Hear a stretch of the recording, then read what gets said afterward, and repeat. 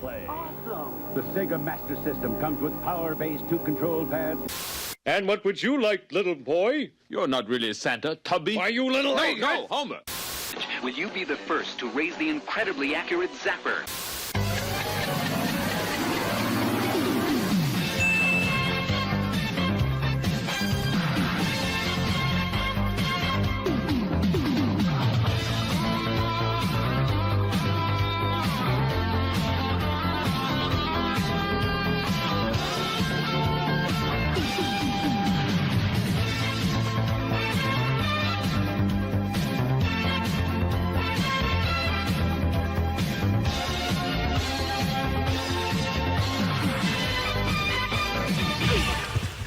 Thank you.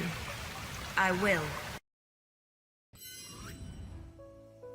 Hello, hi, and welcome. Hope you're having a good time. Hope you're having a good week so far. It is Wednesday. Hey to Ronald. Hey to everyone in the chat.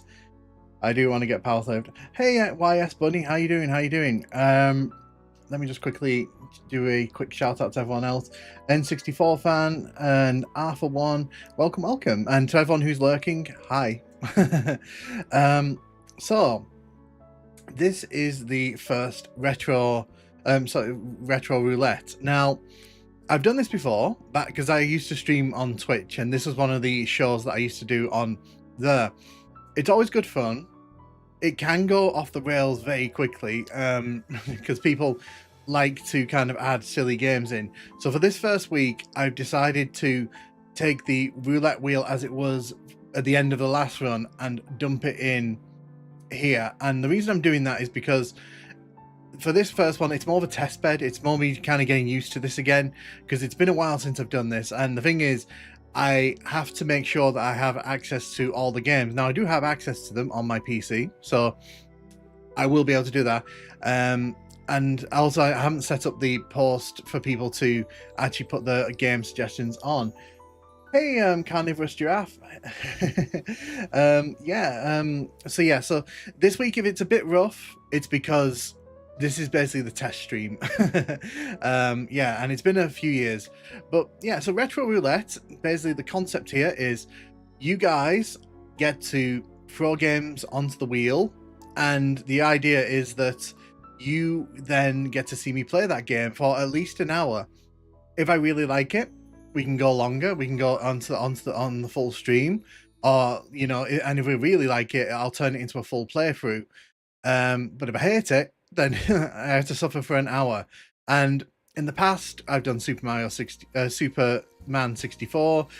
I was doing Daikatana N64. It's always a good laugh. And I think that once we kind of get the kinks and bugs sorted out here, it'll be good fun as well. Now, if you want to add a game to the wheel, at the moment it's just for members and patrons. The reason for that is because if I open it up to the general chat, I'll be stopping every 10 seconds to add a new game onto the thing, and I don't really want to do that right now. Once I've kind of figured out a way for people to kind of give me feedback, fill in the games without me disrupting the gameplay, then we'll get to that. But yeah, so Retro Roulette, let's dive in. So this is the Retro Roulette wheel. For now, it's this. I am going to be designing a custom one. I mean, I'm going to be working to sort of make this a bit more glitzy, a bit more glamorous. But since it's the first one, we'll start from the base of it all, and then we'll kind of build it all up. Yo. Hey, James. Welcome. How you doing? Hope you're having a good day. So, as you can see, there's a wide selection of games here. There's Hercules on the PS1, there's Golden Axe Warrior on the Master System, Crash Bandicoot 1, Soul Blade, Croc, Tekken 2, Pokemon Red, No Mercy, Crash 3. I'm going to shuffle these up a little bit. So yeah, what will happen when a game gets taken off, if there isn't a game, if people haven't put other games onto the wheel, then I have like a mechanism in place to put other games randomly in, and we'll do that after the first game here anyway. So I am curious which game we're going to be playing today to start things off. So let's see.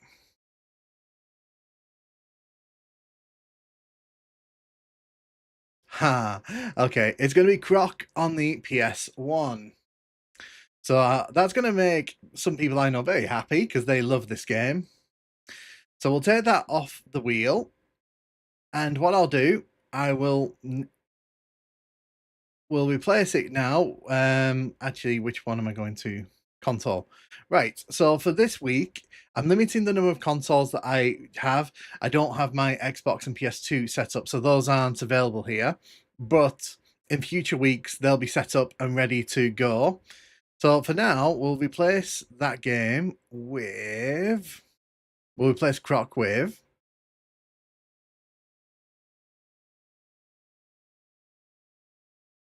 There's going to be a GBA game. If I do this... Right, so I've got a pre-selected bunch of games here. We'll replace Croc on the wheel with Pokemon Emerald. Right, so we'll take that from here, dump it into the main wheel.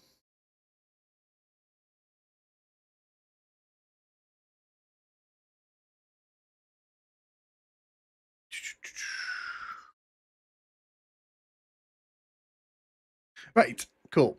That's done. So now we're going to play some Croc. Let me just get the system up here. Let's rock. Yeah, let's rock. So I should have Croc. Do I have Croc? I do have Croc. Right, so we're going to jump over here. What's your opinion on 25? I haven't actually played the 2025 version of Croc, to be honest.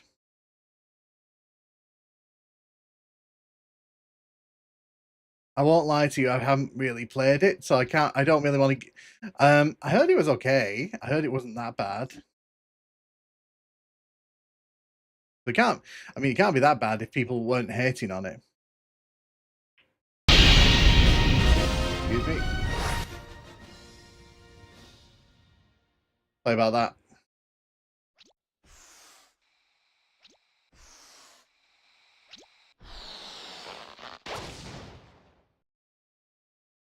Cool, so we're going to be playing some Croc Legend of the Gobbos. This is NTSC, as far as I know. I might get it because on sale. Yeah, because I'm using a ROM here. If I was to use real hardware for this, we wouldn't be able to play many of the games.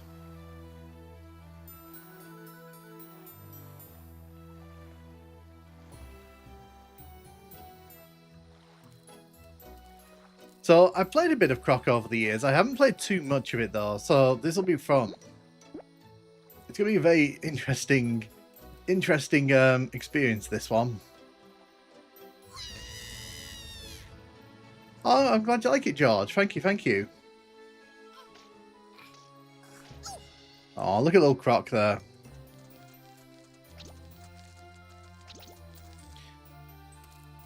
So 20 past 5, I will either continue playing or we'll move on to the next game.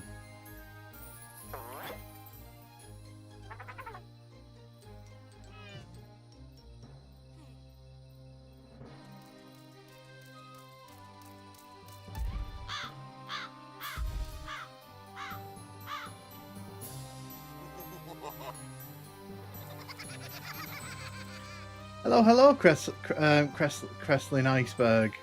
Speaking of art, actually, I think the Super NES game Vortex should be remade. That'd be good. That'd be a good shout. This is pure PS1, by the way. I love this so much.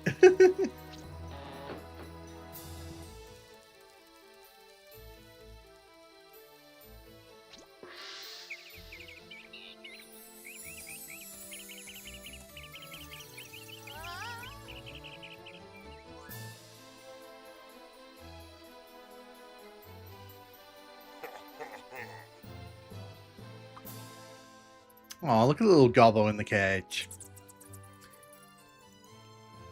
But yeah, honestly, I've played Croc over the years, so this isn't going to be a completely new experience to me.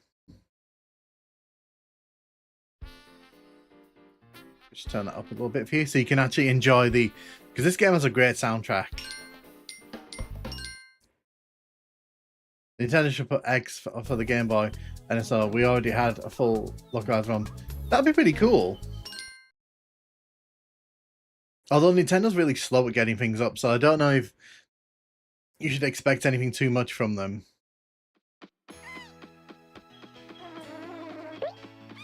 Cool, so this is Croc on the PS1. Give me a second. Let me turn that down a tiny bit for you guys, because... Hey Bruno, welcome, welcome.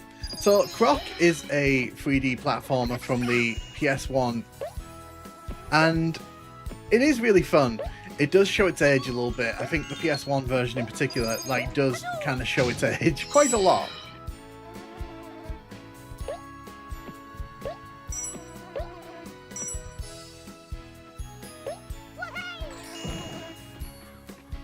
Croc was all supported to Sega Saturn. Oh, nice.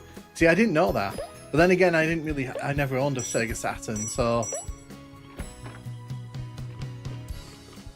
Oop, let's go inside here. So one of the disadvantages to Retro Roulette is that I have to kind of learn these games on the fly sometimes. Luckily, I've played this before. Oh, that wasn't nice.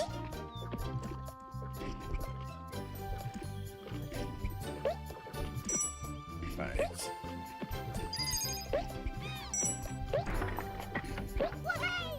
Have I missed a bunch of crystals? Looks like I have. I'm going to have to go back, aren't I? The completionist in me will not let that stand.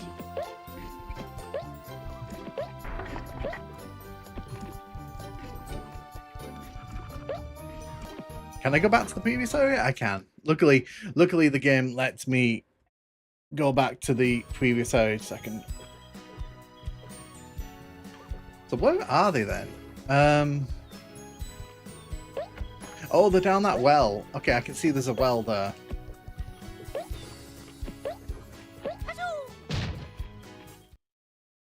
I don't speak English, so I won't be able to talk to you, but I'll stay here watching. That's fine, Bruno.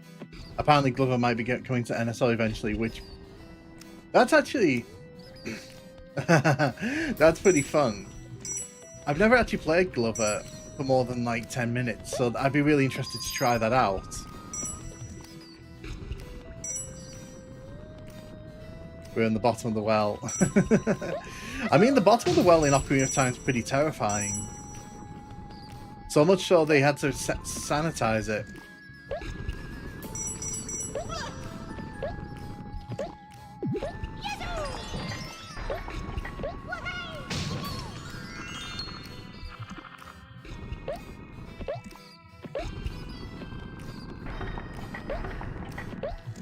Ooh!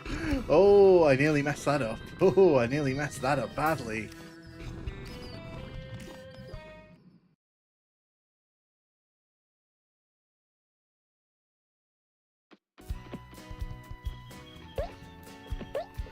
So if I'm not mistaken, I reckon the gem's probably in this area. I want to get all the gems.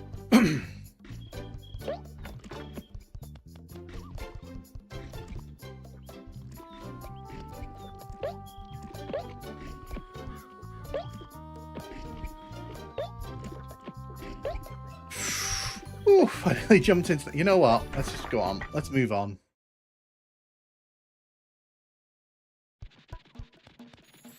Oh, it might be in this area. At least we're not beneath the well. Exactly. But yeah, how's everyone's week been? What's everyone been up to? Oh, whoa. Get away from me.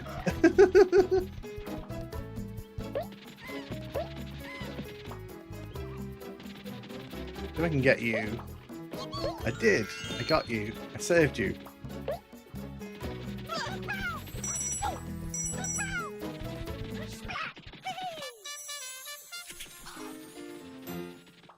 So I didn't get all the coloured gems. I'm pretty sure if I went looking, I could find them. I'm pretty sure I could. Like I said, I've played about halfway through this game. I've never actually finished Croc 1 though. So Croc 1's one of those games that I'm not super familiar with. But the thing is, because I've played so many PS1 platforms over the years, it's not too difficult to control. Can I say that? It's actually not that bad to control. Once you get used to the controls.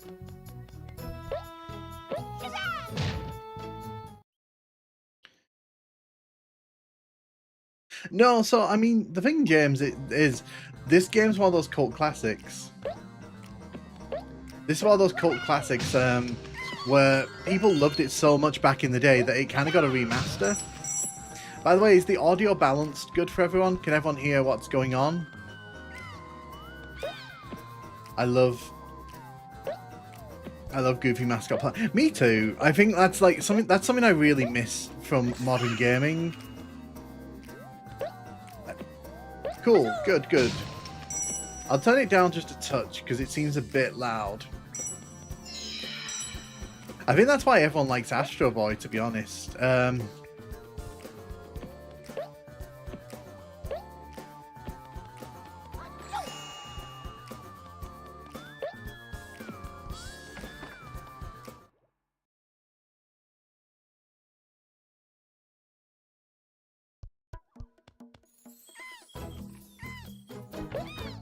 Let's get you.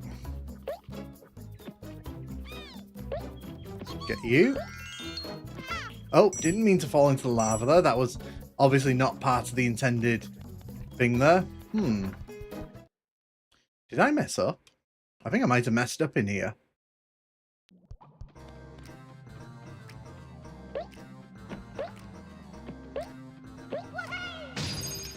The green gem is there.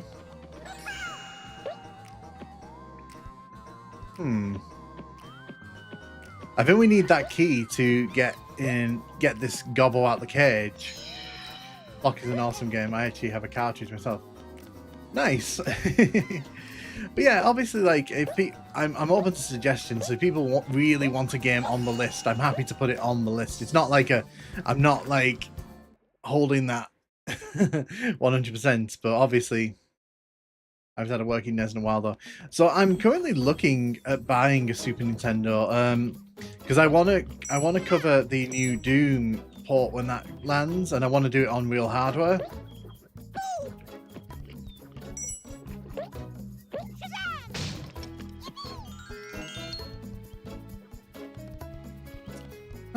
Okay. So I obviously didn't get all the colored gems. That's fine.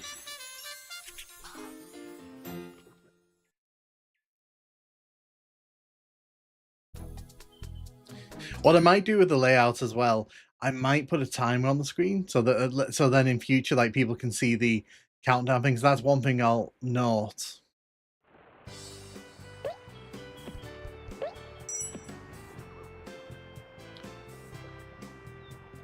No, any game is allowed, so long as it's before 2006. And the reason I've set that as a thing is because I know some people consider like 2006 retro now, but for me that's kind of against the spirit of like what I want to do with this. Oh, God, I know this is gonna suck.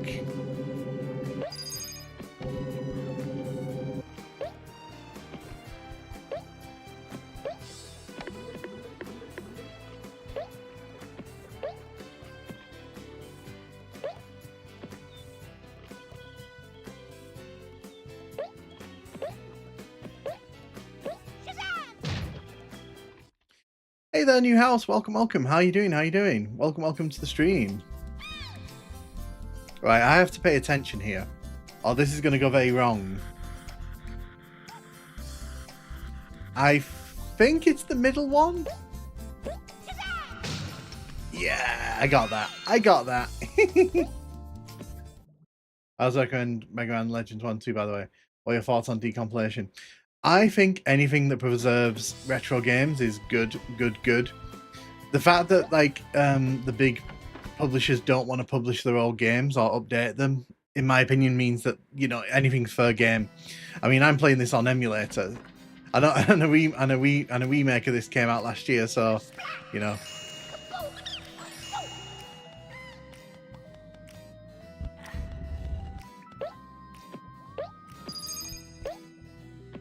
You.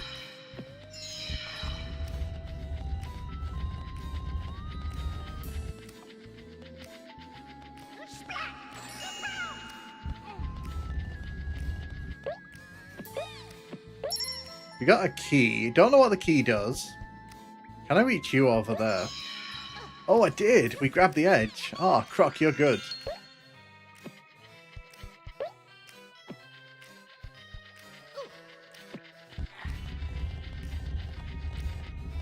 I had this on PS1.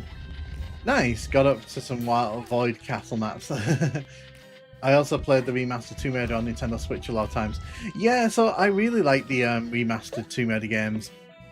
The Tomb Raider series is one I really want to cover on the channel, but it's a question of like finding fun things to do with it, because I don't want to just do playthroughs of it.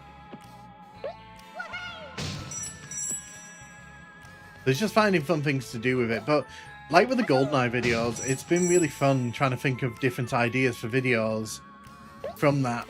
No, I didn't want to go down. I didn't want to go down. Why did the balloon do that? I didn't want that. No!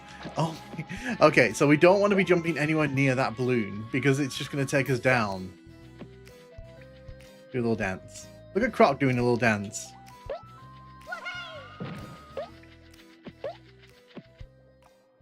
My favourite version of Croc is the Saturn port. It really has. I'll have to have a look into that because it's been mentioned on the stream already about the Saturn version. I didn't know there was a Saturn version. But then again, like, I didn't really play the Sega Saturn much, so I that's one console where I'm kind of very not aware of what's going on with it. The Retro Engine Sonic games decompiled a few years back. Now there's a whole bunch of ports. I love recompilations because I think it's just nice that, you know, we're kind of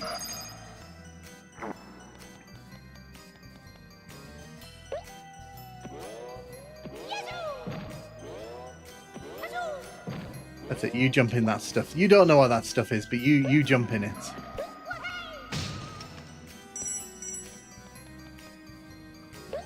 My favourite version of but yeah, thank you for all the support, everyone. There is a Japanese commercial in Sonic Jam. I don't really mind the Sonic games. Oh, I did not mean to do that.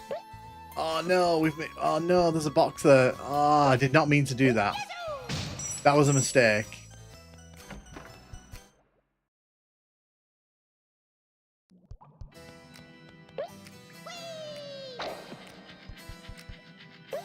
We need more games like Croc in the modern era. Just personality, that's what we need.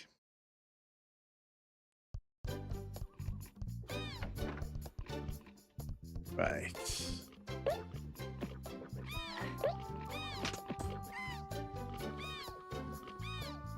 Oh, there we go. That's what that did. I was wondering what that did.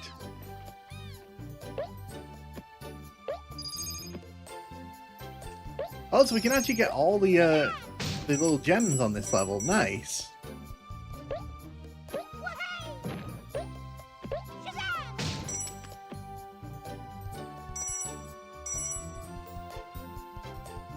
There's the key.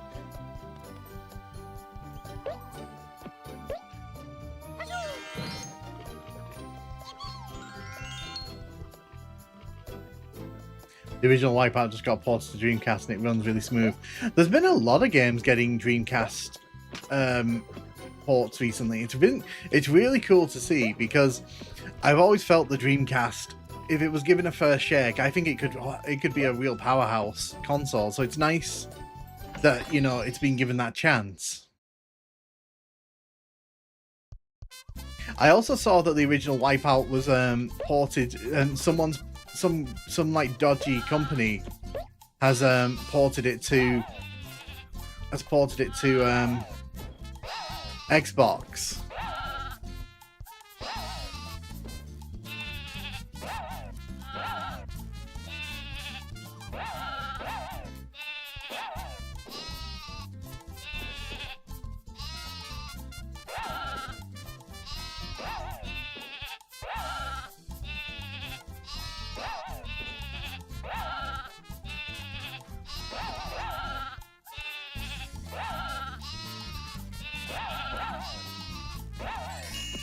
Yay! Well, I mean, we got something.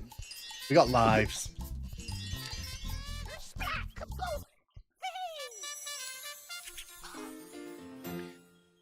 There is a Sega Saturn version of Castlevania Symphony of the Night, and it's a Japanese-only version of it. Interesting. Interesting. Yeah, the big publishers don't seem that bothered by this sort of platform anymore, except for Sony. Yeah, I think Astrobot kind of caught everyone off guard. I love Astrobot from what I've seen of it. I don't actually own a PS5, so I've not been able to play it yet. But I do think I still think there's a market for mascot platformers. It bothers me that Activision shuttered Crash 5. It really bothers me they did that, because there was no reason to do that.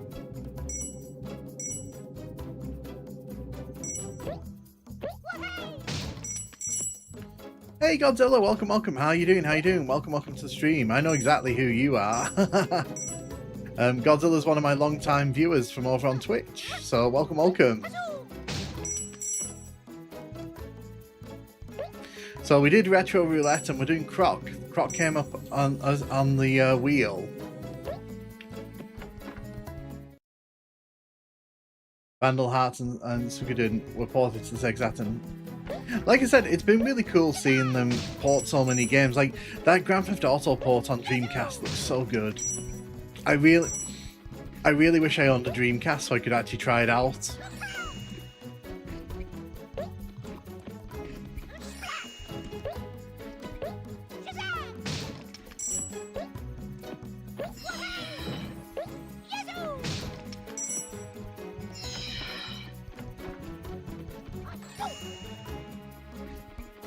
This was a game I asked my parents for over and over, and I never got it.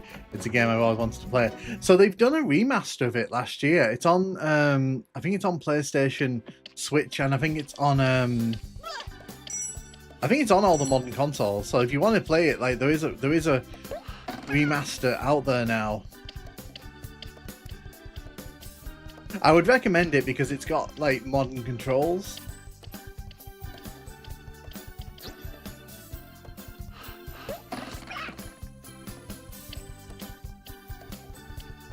Is that Yoshi 64? So fun fact for you, Daniel, this game actually started out as a pitch for a 3D Yoshi game. It was rejected, and then obviously Croc is what came from it.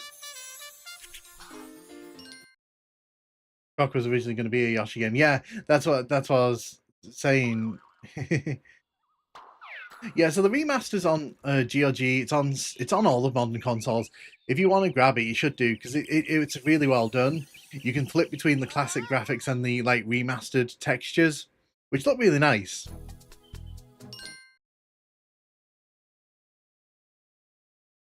What do you think of the Doom 64? I love it. I love the fact that they're bringing Doom to Dreamcast. It's one of those things where like I'm amazed when you think about it. Dreamcast never got an official Doom release, so it's kind of cool in a way that like it's finally getting those classic games.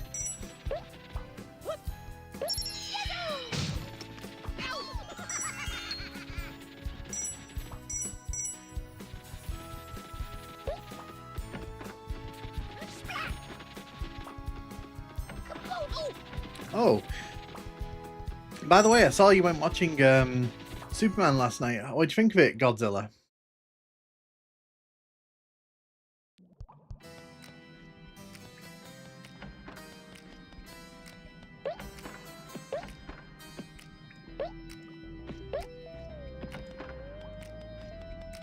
This game should be the Yoshi instead of the Story 61.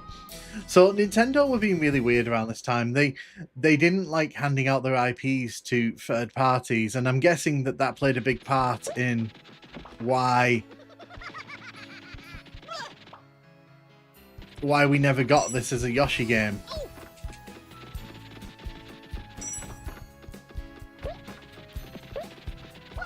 Can we climb?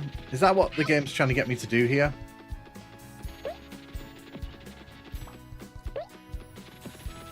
I'm just being really stupid here, I think. Oh, there we can. We can actually climb. Good. I was trying to work out then if we could actually climb. It was a solid 7 out of 10. Good watch. That's good to hear. They've got remasters on Steam, which kind of stinks for accessibility, but in honesty, for the better because it draws more attention to GOG. That is fair. See, so there you go, Godzilla. If you want it, it's on GOG. It's on the modern consoles.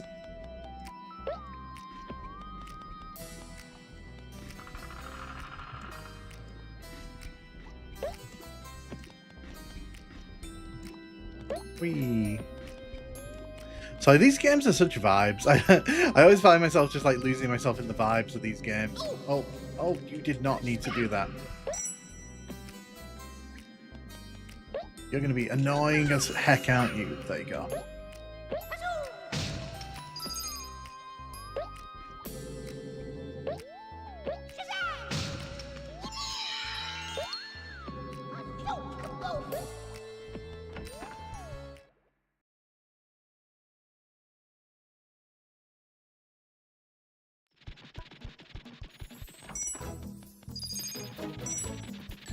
So we do have the key here, so let's go inside.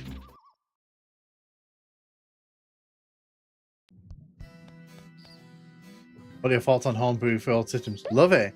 I've covered quite a lot of homebrew on the channel, so it's mostly Doom stuff at the minute. So I've done my favorite one's 64 Doom, because I think Doom, the original Dooms on the N64, great idea. Like, really love that.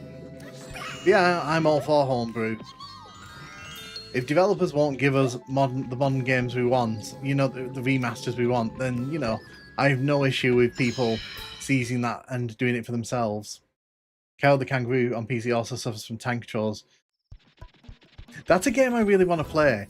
I've always wanted to play that game.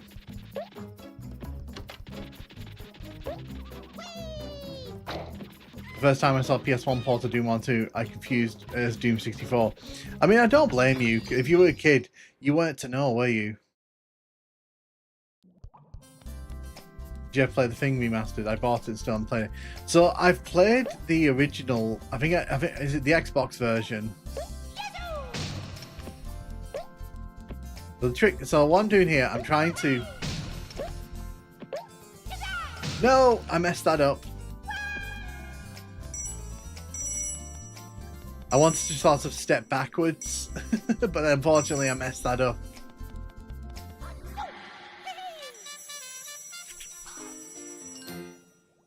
I did play Killing Time Resurrected and Power Slave. Yeah, so I think I mentioned it earlier on to you. People have been talking to me about Power Slave. They really want me to cover it on the channel, and it's something that I'm gonna do in the future. I think it's definitely in the channel's future.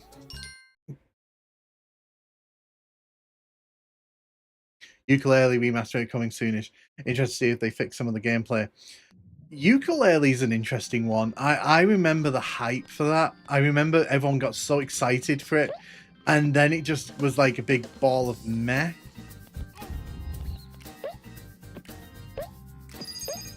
So I am curious to see if like the remaster actually addresses the issues.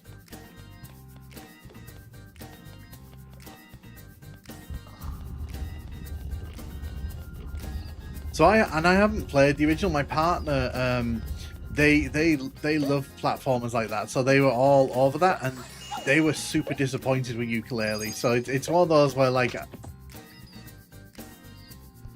I just think it's a case of they need to tighten it up, because I remember they had big plans for that franchise. I did a moonwalking play, and all I see was like, what are you doing?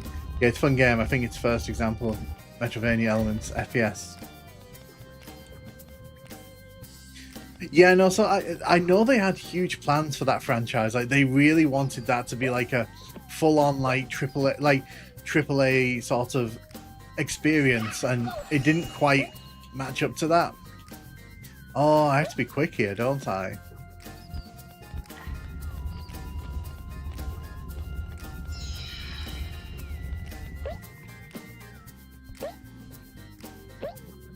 Okay, I can do this. I can do this.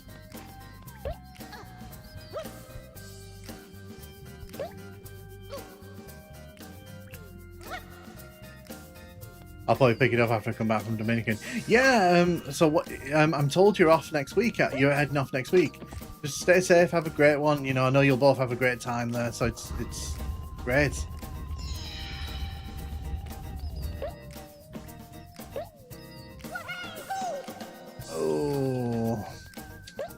Okay, this is a bit tough. Okay, this is a bit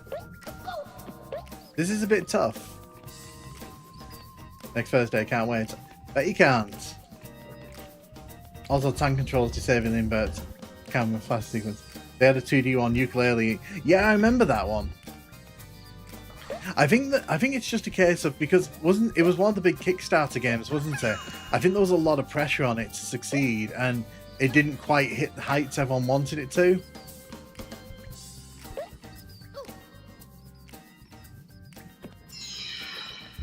Yeah, I remember the 2D ukulele game. Well, the 2D 2.5D. Again, it's a game I'd like to play at some point. It's just, it didn't ever grab me.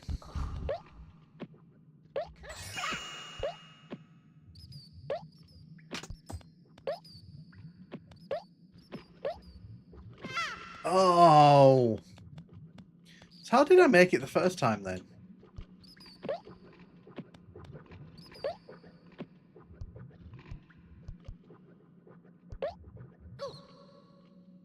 How did I drop down there then? That's silly. Wait a minute. That's the same sound effect they used in Doom 64. I had no idea. I didn't pick up on that. To be fair, a lot of the sounds were probably from like free sound libraries, because even the original Doom uses a lot from like the free sound library. So it's, oh my god, that's so annoying. So yeah, that respawned. So that thing got in the way there.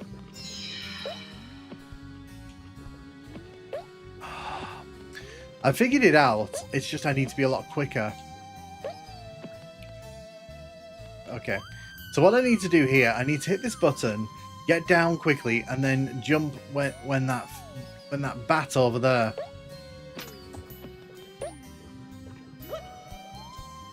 No! Oh, you fell off. You fool.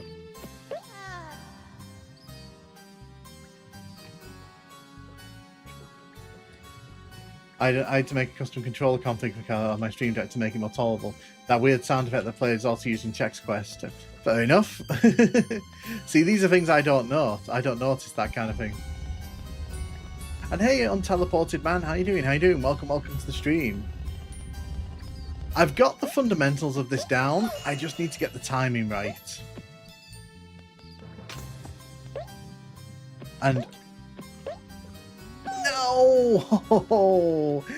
So how is it that whenever I'm like practicing this, I can get to like no problem, but then as soon as like it comes to the actual showtime, I just fall straight into the lava. Oh no, I'm glad. So the roulette wheel chose Croc first, which was a nice pleasant surprise, to be honest. Oh no, didn't mean to do it that quick. Okay.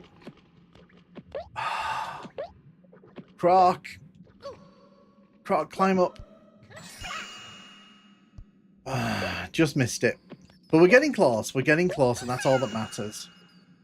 Nope, don't fall into the lava. We don't have many lives. The aim is to miss the lava. I know the aim's to miss the lava. I know. Croc, get up. Yes, we did it. Oh, good.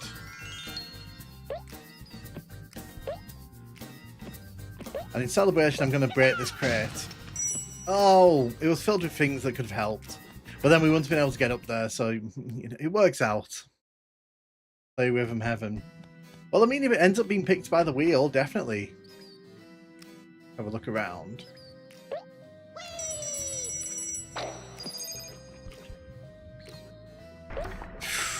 Oof. Oh, that was nasty. I got kind of bounced in the lava there. Please. Please don't. Just talking to James, but yeah. If it comes up on the retro wheel, I'll play it. I mean, I don't claim to be good at it. I'll probably be terrible at it. So if it's a game you love seeing played well, I wouldn't put it on the wheel.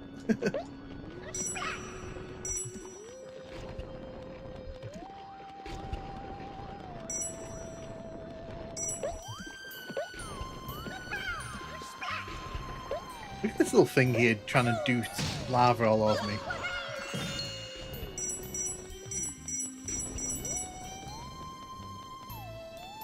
Doot doot.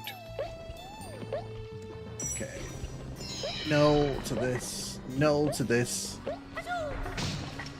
We got the yellow crystal. So we only need one more on this level, which is really cool.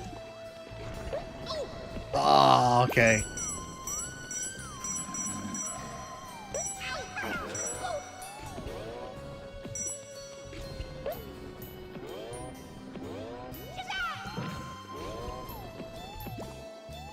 Apology was released after 2006. Oh, okay. I have heard there'll be a remake of this game coming out in a few months. Yeah, no, so Christopher, the remake's already out.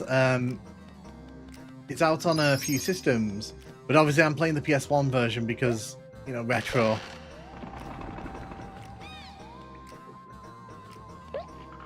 This doesn't seem like a bad... This doesn't seem like it could go wrong. Famous last words there.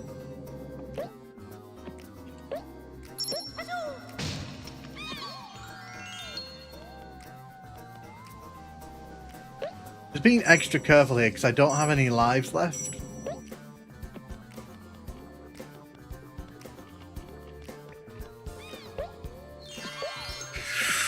That was mean. It disappeared as I was jumping into it, so it didn't stop me. I had to pull myself back there. So how does Retro Roulette work? One game per stream? No, so, okay, so I can explain it. Basically, the premise is at the start of the stream.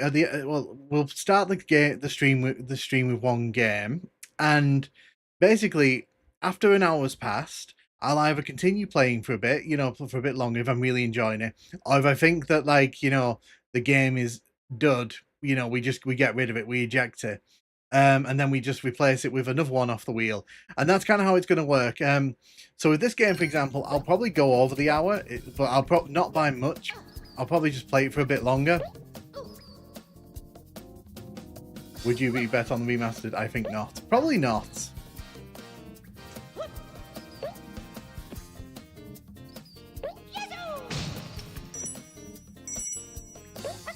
Yeah, so the idea is that, like, if I'm really enjoying a game, like, there's no reason to end the party. Oh no! Oh no! Oh no! Did I miss that key? I didn't mean to do that. I thought there was another box underneath. Oh no! Come on, Croc. We need to jump for that key.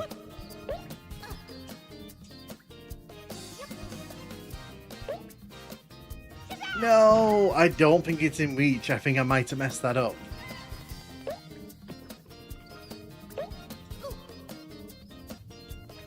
Cave Story technically counts if you play the freeware version. With PS2, we got PS2, I bet you have, like... So, the thing with the PS2 is I have a hard drive attached to my PS2, so I can put any game on the PS2. So that's not so difficult to do Retro Roulette with.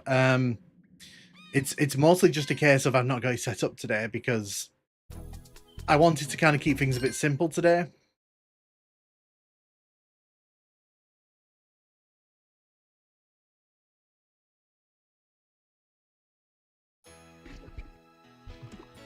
Oh, how do you capture your PS1?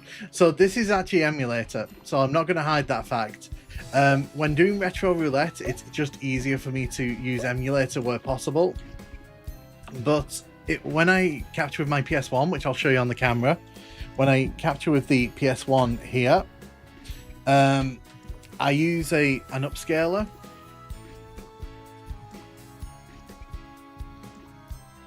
So at the start, there's 20. But obviously, as people add more, I'll just add more games. And the idea is it's never supposed to, like, you know, we're never supposed to run out of games, basically.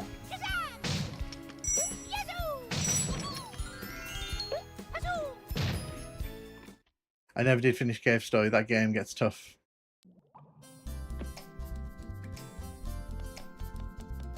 Well, no. So for this purposes, I am using an emulator. Normally, if I can stream it off real hardware, I will stream off real hardware.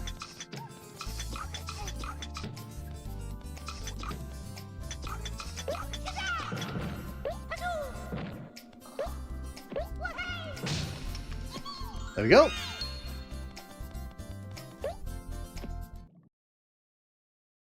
But yeah, I'm using DuckStation for the emulation here. DuckStation's really good for PS1 emulation. It's probably my favorite PS1 emulator.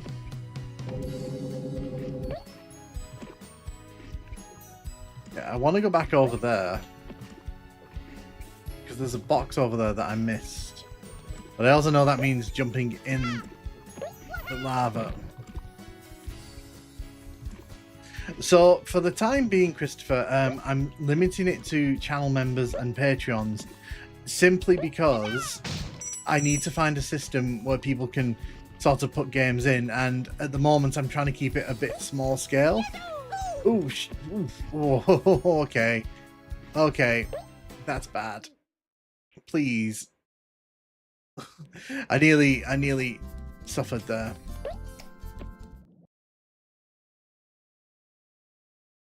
But yeah, the end goal is that everyone will be able to put whatever games they want on the wheel.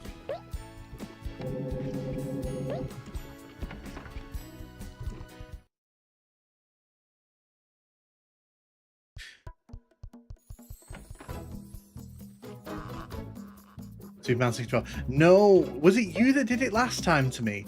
Because when I streamed over on Twitch like a few years ago, someone picked Superman 64, and I said I didn't really want to do it, but I did it, and then like no one watched me play it, and I was like, never again. I mean, if someone put it in this one, I would, but I don't think. I think people actually enjoy watching me suffer with Superman 64.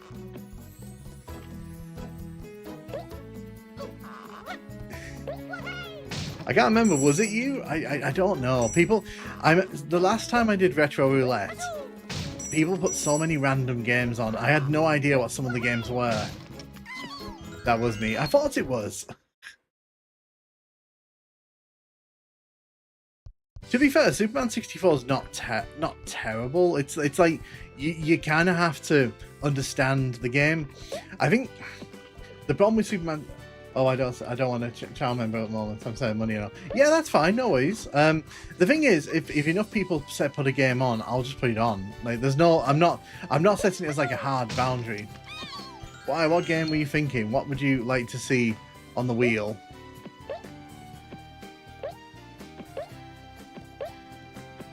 Whee.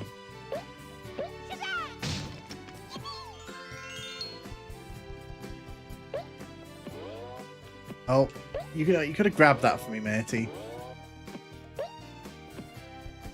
So yeah, I'm really enjoying this. I played Croc for the first time on Retro Roulette last time I did it, and I'm playing it now. I'm like, yeah, this game's still got it. This game's still got it.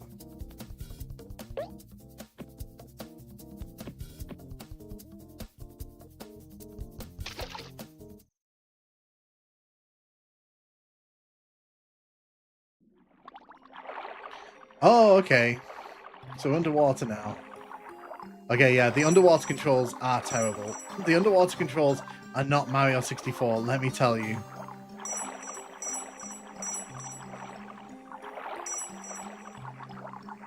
I mean, you know, no one's ever made me play it, and I'm not against playing it. Plus I can get the Steam version now, which will be a lot easier to set up. So I'm actually not against that, to be honest. The only games I will say no to. Crockett is good. I prefer the sequel. I've never played the sequel, so. And hey, Eric, welcome.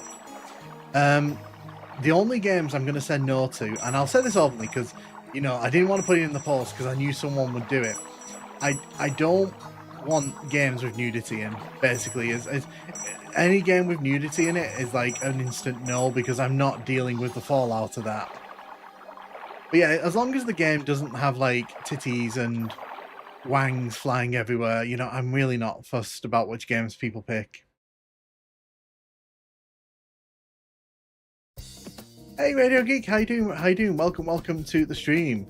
The Retro Roulette wheel chose Croc, and we are playing some Croc in the stream.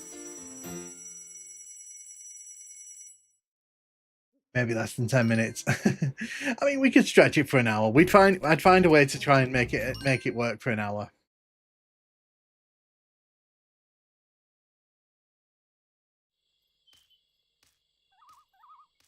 I just love the crunchy graphics.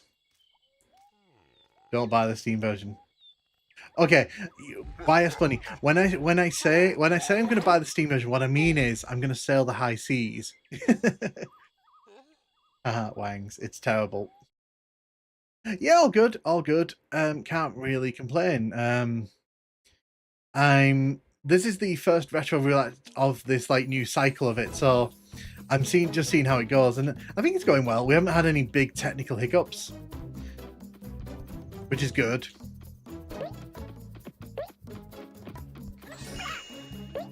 Yeah, I'm glad people like the concept. It's just because I think it's more interesting doing this than just saying I'm going to play a bunch of random retro games. You know what? I'm just going to... We're just going to spin here.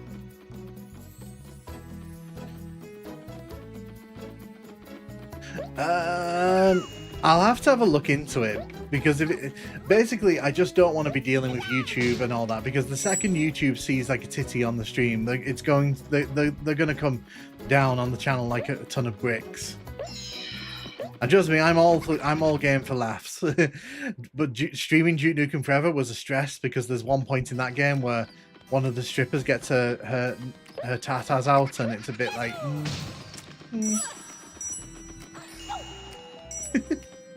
Never play Croc, actually looks pretty fun. It's really not that bad, like as long as you can kind of get over the fact that it's D-pad controls. But then again, in the remaster you get full analog controls, so if you know, if you want to try it, the remaster's probably the way to go.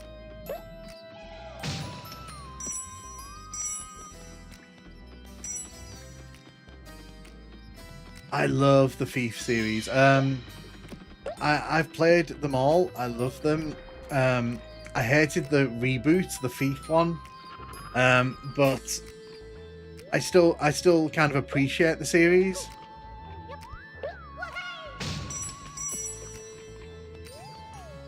Steam version just capture the. I won't buy it then. I promise. I won't buy it, Chris. I would if someone put Fortnite. No, actually, no, because it's after 2006. So the hard rule is anything before 2006. Sorry. And the reason for that, obviously, but the thing is, like, I might just play Fortnite for the giggles at some point, because I hate Fortnite.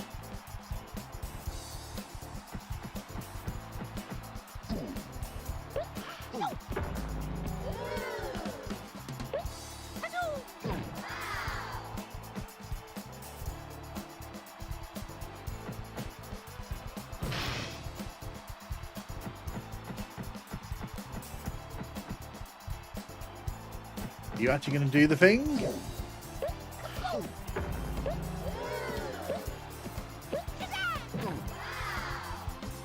Well, that game's released on 2006. Then it'll be on a case-by-case basis with that.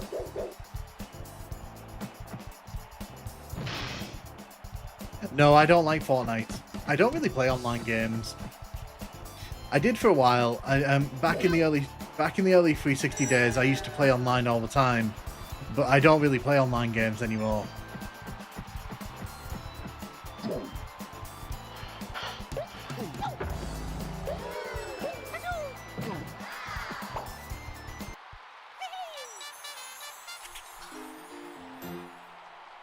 I'll have a look into that, Bunny. I'll have a look into that.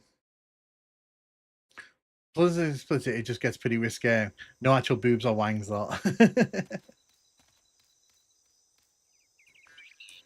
It's not because I'm sensitive to that. It's because YouTube is sensitive to that, and Twitch is sensitive to that. YouTube's okay with it at times. Like, it's weird. YouTube's fine with it.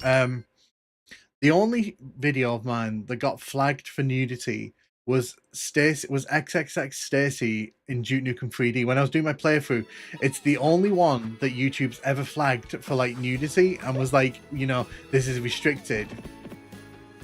But then when I put all the videos together in that big compilation playthrough, it literally, like, it didn't get flagged again. So I was like, maybe it's just because of the name.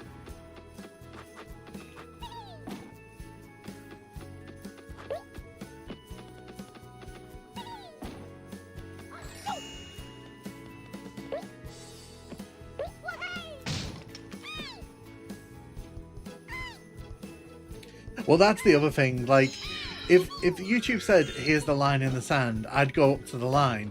But they don't, and they cater to all, and they cater to the kids more than anything on this platform. So it's kind of like, I just don't want to risk it.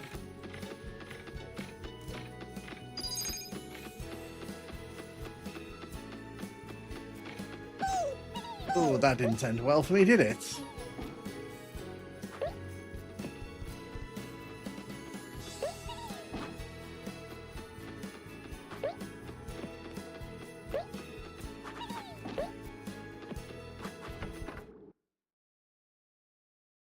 And they use AIs which don't know the context. Yeah, that's another problem.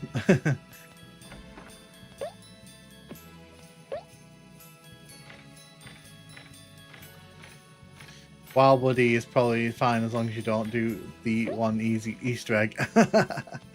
Like I said, I look at every game on a case-by-case basis in this, so as long as it's not like over the top, like boobs and everything like that, I'm fine. Like I'm not going to get offended by it.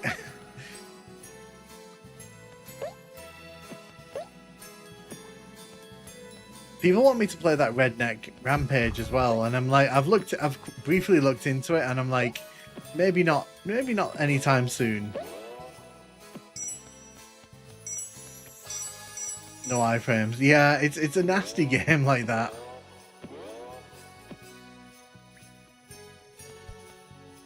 I'm gonna risk it by doing this.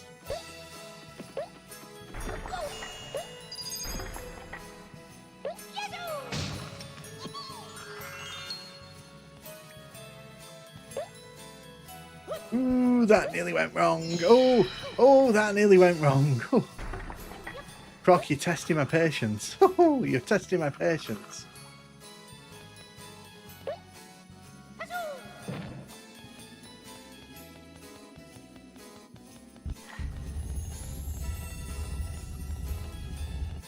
Yeah, Croc holds up. It's a bit. You just need to get used to the 3D, to the D-pad controls. That's the only thing with this version.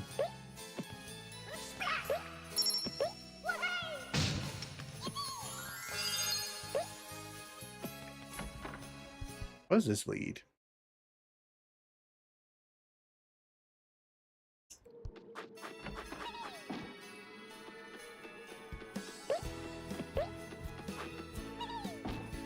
Okay, this doesn't look like it actually takes us further in the level. It just looks like an extra area. Oh no, this is the start of the level, isn't it? I've turned around. I've come back to the start. At least the gelatin isn't bouncy from the side. True, true.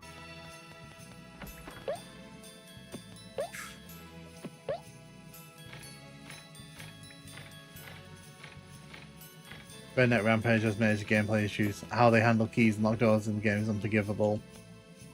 People have mentioned they want to see me play it, and I've looked, like I said, I've looked into it, and it's not really something I'd want to play unless like people actually wants to see it.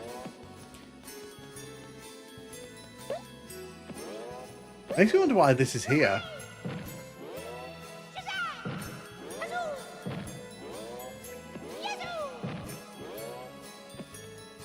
You should buy Trilogy on Jod, but play a Dreamcast version of the first game. It kind of sucks on PC. I'll have a look into that. 3 key types, they all look identical, and tiny pickups. Doors are completely unmarked. Yeah, and from what I saw as well, like the level designs aren't particularly great either for combat.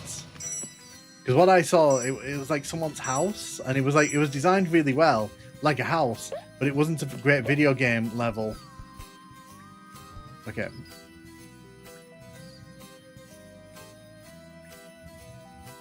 Jump. Jump.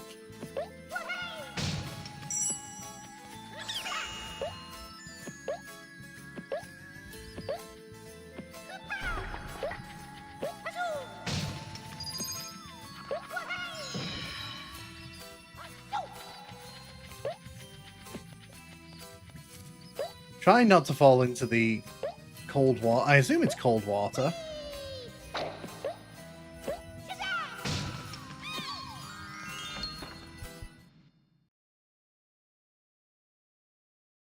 Amazing. So we're actually coming up on the hour mark. In 5 minutes time, we're actually going to be coming up on the hour mark for Croc. And I don't know about you, but I'm still feeling the vibes for this one. So we'll probably run past the initial hour. Not by much. I'll probably play for like an extra half an hour. But I'm feeling the vibes for this one. And I'm like, the trilogy's on sale too. Oh, really? I'll have a look into that. That's pretty cool. But yeah, like I've said a few times, if I'm vibing with a game in this, I'll probably want to keep playing it for a bit. And Croc's I'm really vibing with this one. So it feels kind of silly to throw that away. The roulette wheel gave us a good first choice here. Ooh. Look at Croc's little dance. Croc here dancing on the ice. No, don't slip. For God's sake, don't slip.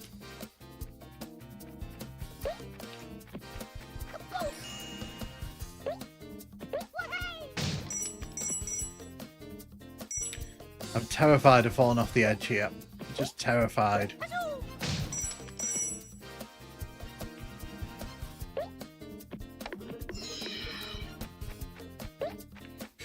Yeah, we gotta go. We gotta go, Croc. We gotta go.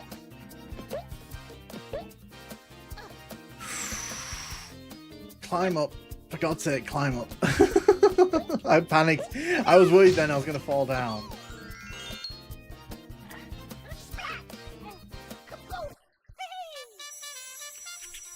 Hey there, Grizzly.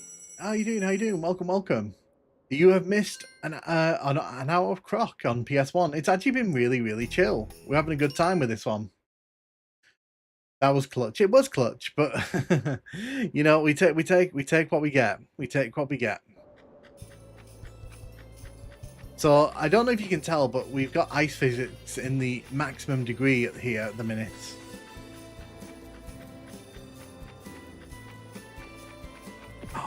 Oh.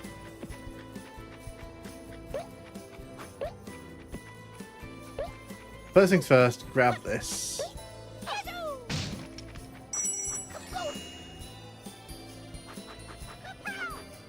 I need to find the key. There's a door there. I see you. I see you. Don't worry. Don't know if I'm going to be able to get to that in the middle though, because it seems... I'm guessing that's what the button's for.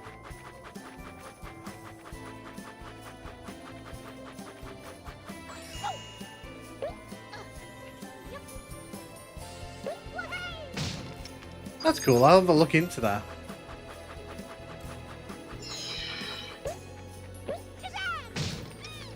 Hello, we got our first one of you.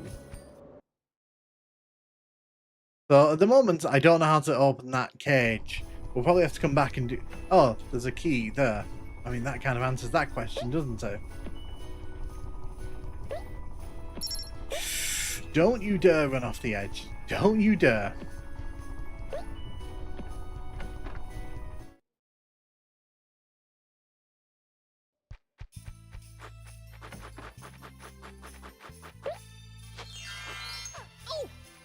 Did you just throw a snowball at me?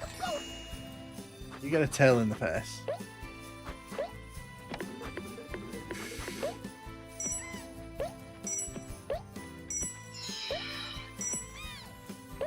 There you go, we got it. Also played related to Pink Hour and Pink Heaven. They're basically companion games. Nice. Like I said, I'll have a look into that because I'm always looking for new games to try out. Add to my ever-growing backlog. Ooh, okay, you nearly didn't jump there. Nearly didn't jump there. You were a bit stiff getting off the ground. There's so many different directions to go in here. And I missed a box over here, so let's go and sort that out. Okay, so that was it. But that really wasn't worth it, was it? Let's be honest. At this point, that wasn't worth it. Okay.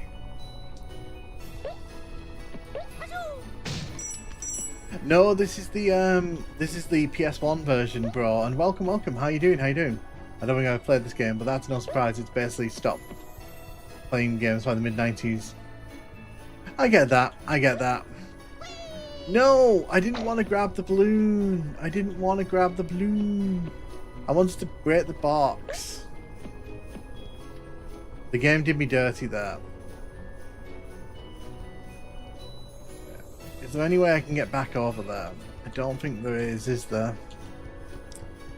I don't think there is a way I can get back over there without losing a life. Oh, can we do it? Do not ask me how that happened, but I managed to free myself from that platform. Okay, that was I don't think I was meant to do that, but you know, I'll take it as a W.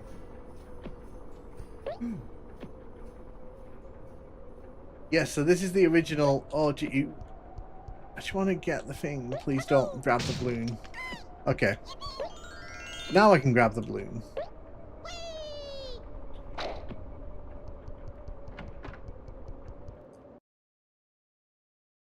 Okay. Oh, stop. So we've just passed the hour mark, and what that means is that we have the option now to continue or stop. I'm going to play this a bit longer, but then I'll take a quick 3-minute break, and then we will dive into the next game.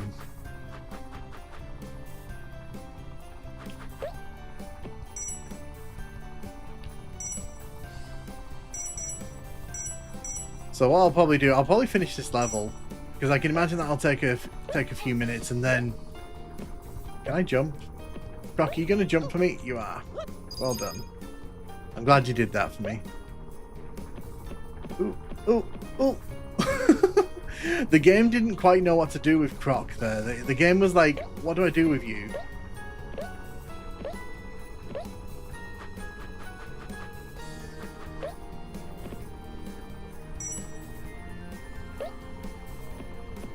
Oh, I didn't mean to do that. Calm down. It's funny because when Croc hits that wall, he just sort of starts skidding. And I don't think the game quite knows what to do with him all the time. So it just kind of panics a bit.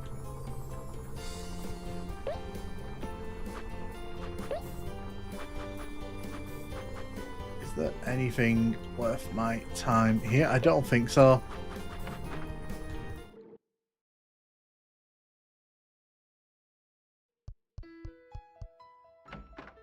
Music in this game is really good as well.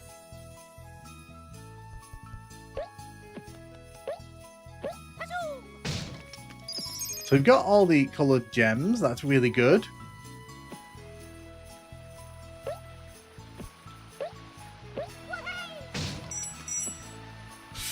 Stop. So the camera's not so good in this. The camera's like very primitive 3D camera. It doesn't quite do what you want it to do all the time.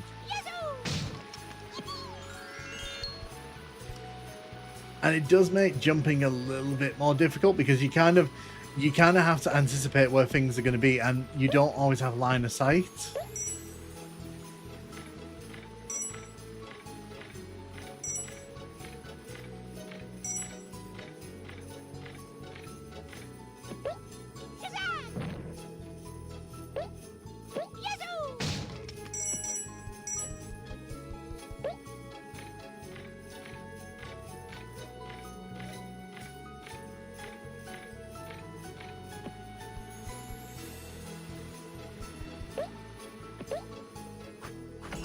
Going to the secret exit.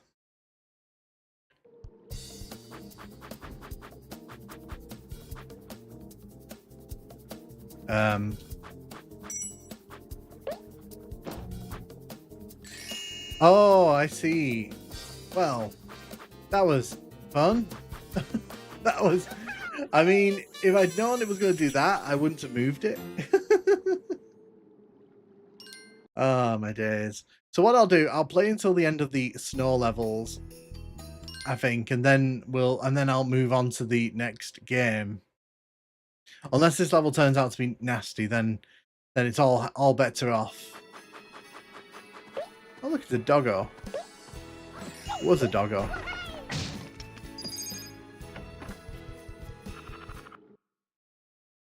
So what PS1 games did you all play over the years? What are your favourites? A big fan of the Tomb Raider games here. Okay, that was unexpected.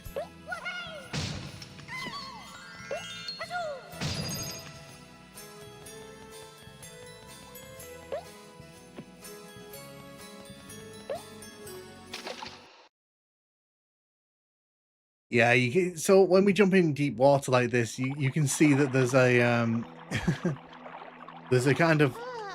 Oh. Huh. I just died. No PS1 game. That's fair, that's fair. What kind of games did you play then, Grizzly? Because you mentioned earlier on you sort of stopped playing in like the mid-90s. Sure, name whichever games you want. I think we had an Amiga at some point in our house. I remember when I was a kid, we used to have this weird console that I never quite... I'm trying to remember. Was it an Amiga or Commodore? Because it used to have like a battleships game on it.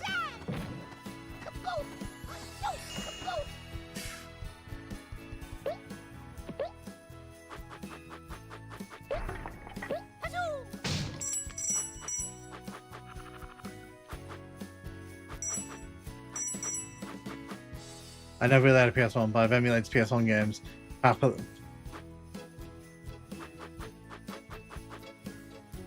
the Rapper was always so much fun as a kid. Like, I was really bad at it, but I used to enjoy that one. Oh, is it? Okay, see, that's how little I know about Amiga and Commodore. But yeah, I remember that my dad brought one home from work at one time, and I remember it had a battleships game on it. And because I was used to DOS, I remember, oh, well, that was pleasant. I remember playing that and being like, what is Doom on this? Yeah, because as a kid, I didn't really know better, did I?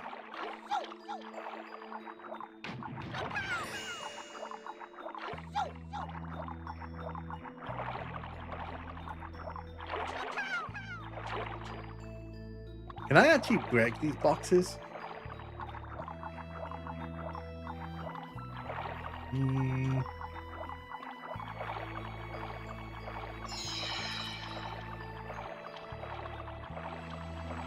There's a key here.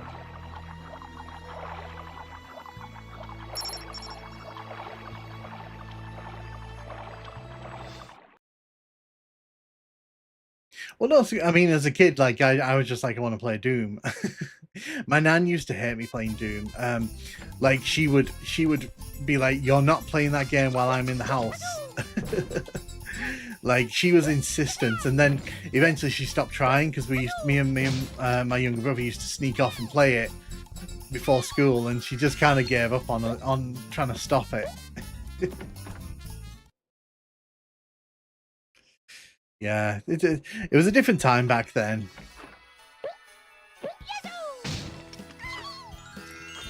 No, my nan was a lovely woman. My nan was a lovely, lovely woman, but she didn't get video games. She thought they were kind of a waste of time. And it didn't help that my dad was like bringing us like this violent video game over and over and over, because he used to bring us WODs home every weekend. So I was somehow allowed to play Doom when I was only like 5 or something. My mum wasn't okay with me watching South Park. So yeah, it's the same thing with me. I remember playing it when I was like 4. I remember playing Doom 2 when a guy came to install Windows 95 on our DOS PC. So so that's how old I am. Because I remember the level I was playing the courtyard, and I remember being like really annoyed that I had to stop playing.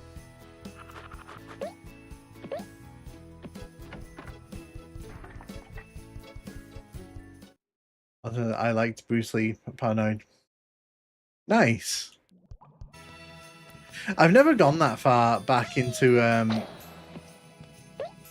sort of retro games, but it's definitely something I'd love to try sometime. It's a bit before my time, unfortunately, the Amiga.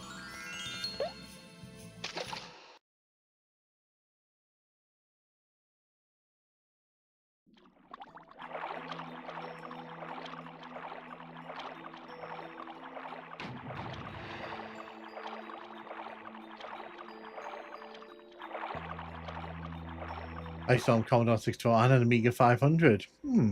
Good. The first console we ever owned was the Sega Master System. Golden Axe Warrior was my first ever video game. And the thing is, I never used to play it properly. I used to just run around killing the enemies because I had no idea what you were meant to do. Okay, so we're being sent in a loop on this level. Oh, okay, we're supposed to go this way. I was trying to work out then, like, which direction we meant to go in.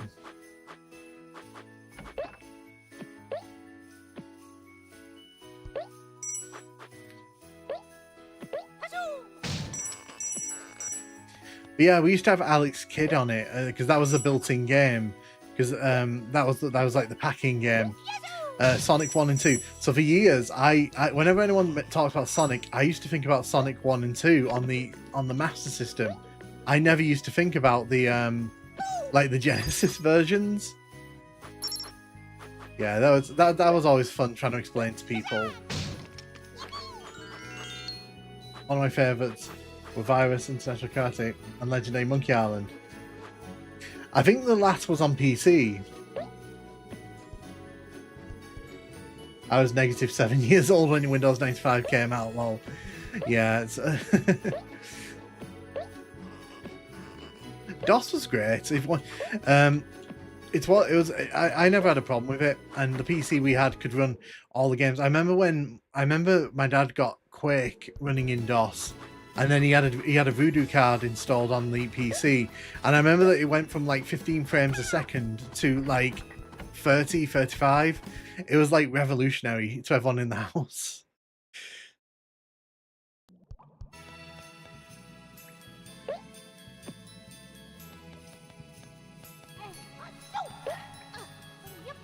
So I'm really confused here. Where were we meant to be going?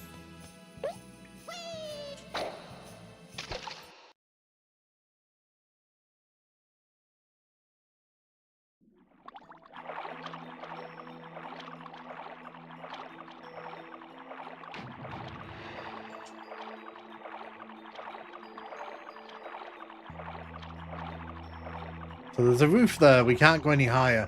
Maybe I'm just being silly. Maybe I'm just missing something.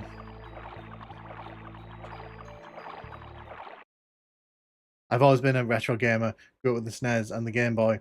So my older brother had an original Game Boy, and we all loved playing it. And I remember he got so annoyed because we wouldn't stop playing with his Game Boy, and he used to scream murder whenever like I tried to play Tetris on it, and Dr. Mario as well. God, that game.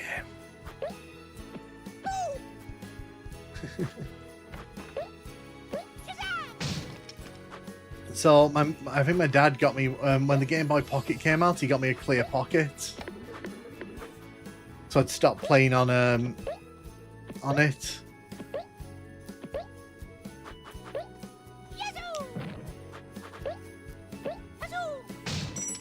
Also in 2006, it's a nice. I've never played it. So 2006, I was still playing the DS, but I was very kind of stuck in my ways at that point.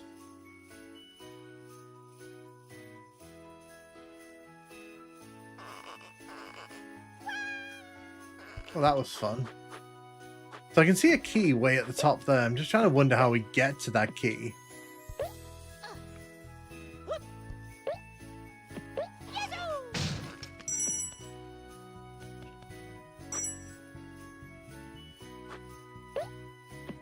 Yeah, so I don't know anything about that franchise, unfortunately. Yeah, so what I'm going to do here, I think this is a good jumping off point as Croc just jumped off the edge of the world. Croc, really fun, really great game.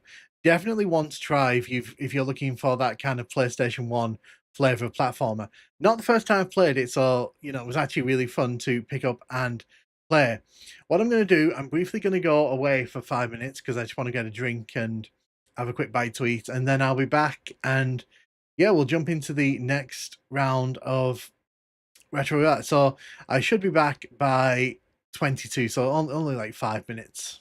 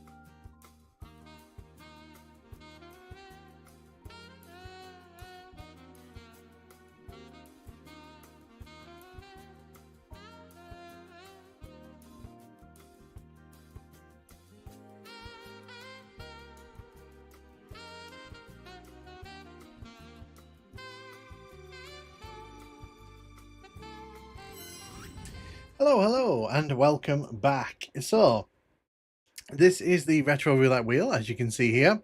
I'm just going to save this quickly because I don't want to lose that. So, we played Crash 1.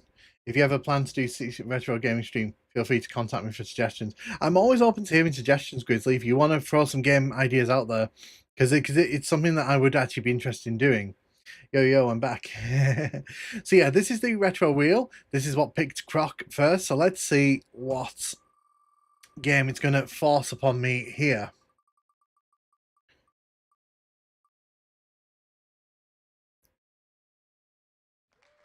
It's... it almost picked Crash Team Racing. It almost went for Crash Team Racing, but it went for Crash Bandicoot 3. Okay. There's Shadowrun. I know, Radio Geek. I know you like that. So what I'll do now, I'll save that because like that's gone. And what we'll do, I will choose the console replacement wheel. Yeah, I was going to say, we nearly got Crash Team Racing here. So the replacement game for that is going to be a Super Nintendo game.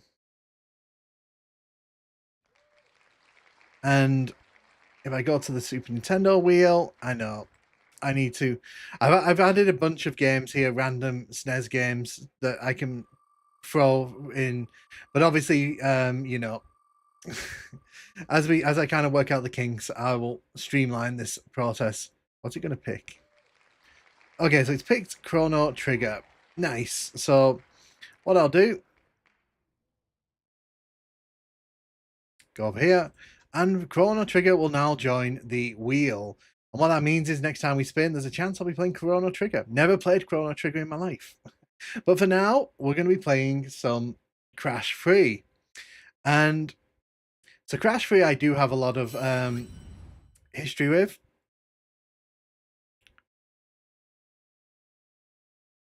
Let's go. Yeah, so there's now a chance that Chrono Trigger could be picked. So that's a game I've never played. So that could be great. It could be bad. I don't know what to say to that.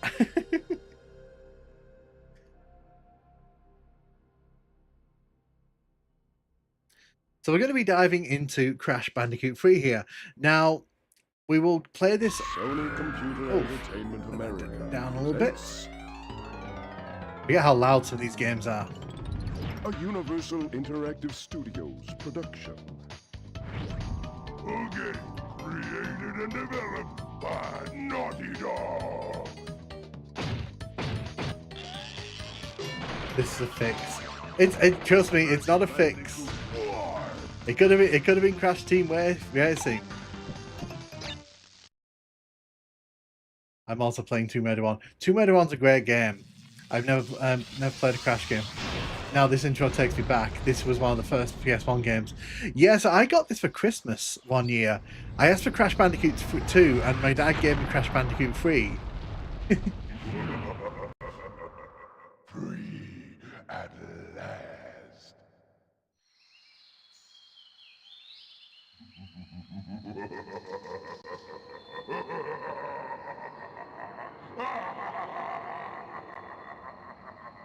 Uka Uka is free. No, it cannot be. Evil, great evil has come. I've never played a Crash game. I should get the remakes one day. You really should. The remakes are good. Like, if you're going to play them, I would recommend that. Uka Uka even once. But you, Cortex, you have failed me twice. Great Uka Uka, it was that infernal Bandicoot. From deep inside my temple prison, I sent you simple instructions to follow. But you lost the gems. You lost the crystals. And I have lost my patience. There is now no other path. I like if you look in the background, by the way, you can see the new kind of antagonist coming into view. Setbacks? And failed. But since you're See, there he is. He's just stood there waiting. I am feeling generous. There is still a way for us to amass the power needed to enslave this miserable planet. And this time the great Uka Uka will make sure that you do it right. After many eons, Looks like my Nukum's head. evil Oh, Godzilla. has been freed from his underground Uku is prison. free. No, it cannot be. Long ago, I locked him there to protect the world from his malice. Now, free once again, he must be stopped. Look at the little panda getting all angry. Cortex planned to use this time-twisting machine to gather crystals that lay scattered across time. I have brought you here to recover the crystals before they do so. To open the time portal, simply stand on a button and then jump into the portal. Good luck. Good luck. So yeah, this is Crash Bandicoot 3. I think this came out, was it 1998? I think this was 1998. But it is the third game in the Crash Bandicoot series, and it follows the format of number 2 very closely in that there are kind of these little hub worlds, and you can't access all of the worlds until you've completed these ones. The graphics hold up surprisingly well. The cartoon style hasn't aged poorly. Yeah, so the thing is, if I went into the settings and I upped the internal resolution on this, I guarantee it would look really, really nice. It's because this is rendering at like normal aspect ratio. Crash. Why must you always... No one cares, Cortex. If I rendered this at like 3 times, 4 times, it would look really good.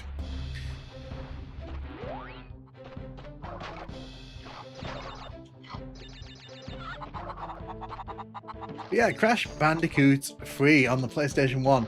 I think everyone's got fond memories of Crash Bandicoot. Now, I have a lot of experience with Crash Bandicoot, so unfortunately this is not going to be a game where like I don't know what I'm doing. I'm just going to be very poor at it. I remember this first level. Yeah, Crash, why must you always? Hey, I've got games to play. I think the music in this one's just so catchy. Like in this one in particular, it's just so catchy.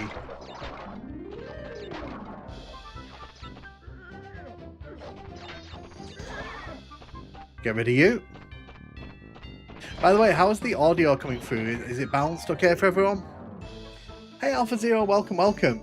We've played a Croc on the stream already, and the Retro Roulette wheel's given up me Crash Bandicoot 3 to play.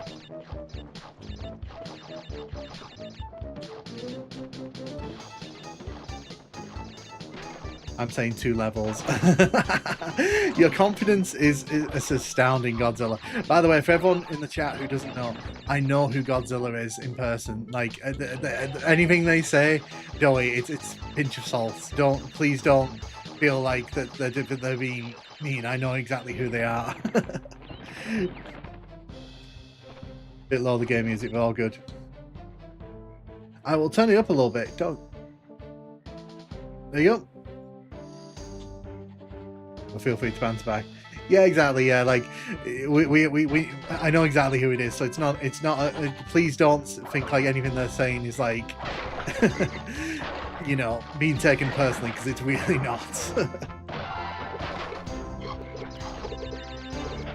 Sounds good on the phone speaker. Excellent.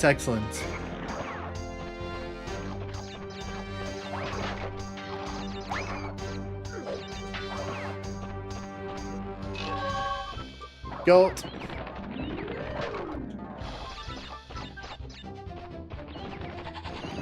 Goat.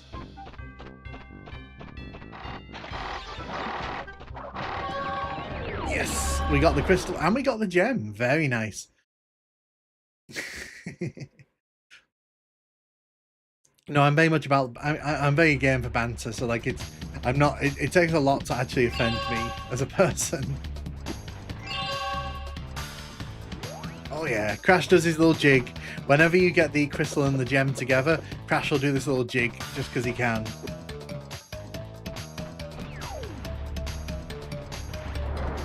What I hate though is that they follow that first level up with this level. This level is duty. I hate this level. The underwater levels in Crash are not great. Literally goated.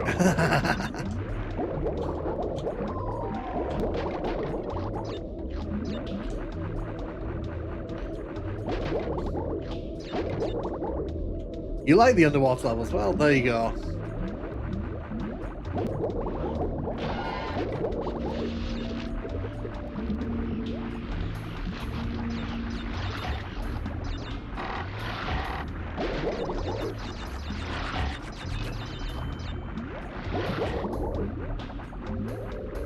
Yeah, because I've played this before, much like with Croc, it's not really going to be a stream where I'm struggling. Now, when it comes to games that I've not played, I'm going to struggle so much.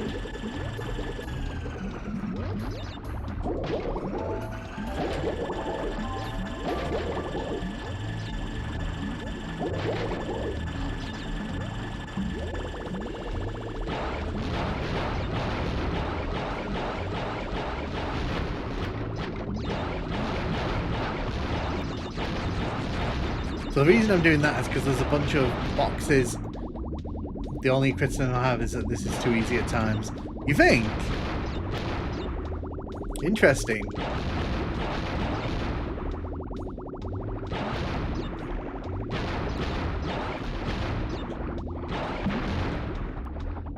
Obviously, I didn't want that to happen. That's a shame. It means we can't get all the boxes on this level.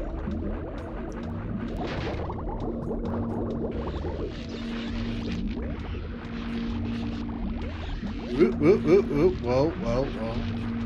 Speaking of 3D, I forgot how elite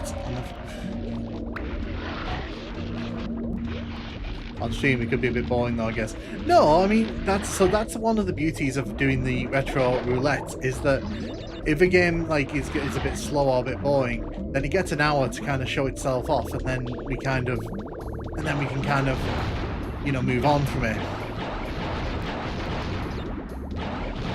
The underwater effect that's always on, even when the sun is blocked by the rocks. But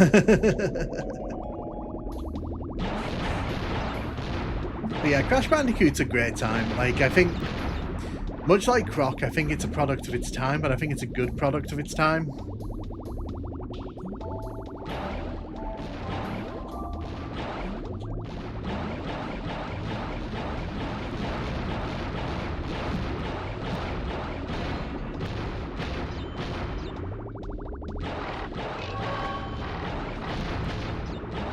The problem there is I already had 2 masks, so I didn't really need the third one. No, the 2 boxes that we missed. I could have had the gem. We could have had the gem. It's fine. It's fine. I'm cool. I'm cool. Speaking of 3D, how could I forget about Elite wireframe?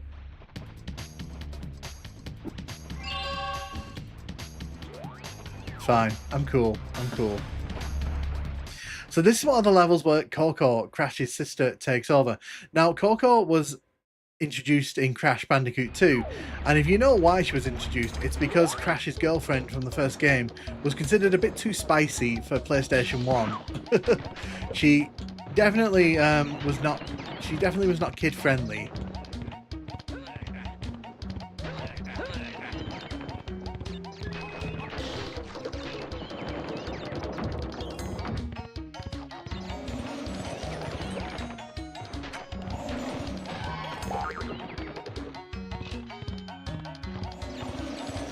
Well, I'm not really going for all gems anyway, so it's not that big a concern. No dance for you. No dance for me. Crash didn't bring the dance. Look at them boxes getting missed. I know, I know.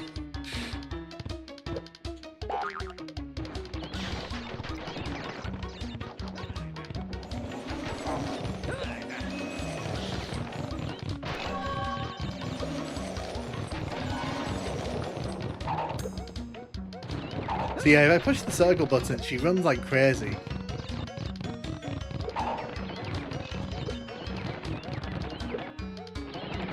Didn't know this was amateur out. Oh dear. Look, I never said I was good at these games. I just said I'm going to play the games. There's a big difference. Oh dear.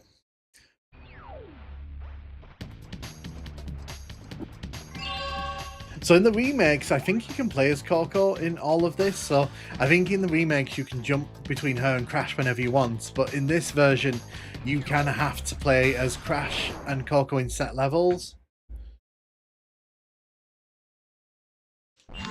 Ooga and Cortex want Tiny get crystals and bring them to Big Colosseum in Rome. Crash, leave them for Tiny or Crash get crushed. Doesn't Tiny become a good guy in the new Crash game? Crash 4. I think he does.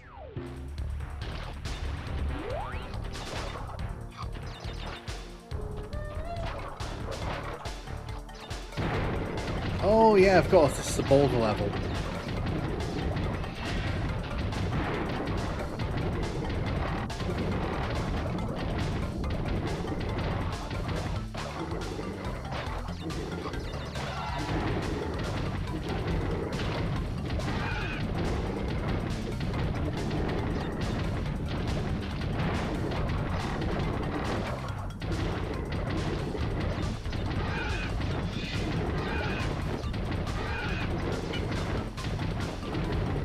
try not to get crushed here by the big dinosaur. Did you know any Doom WOD which does Great Wall of China? No, that's actually interesting. I've never seen like a Chinese themed like Doom WOD like that. Maybe they exist. So because we've collected 3 masks without taking damage, I can now run through the level like a crazy person.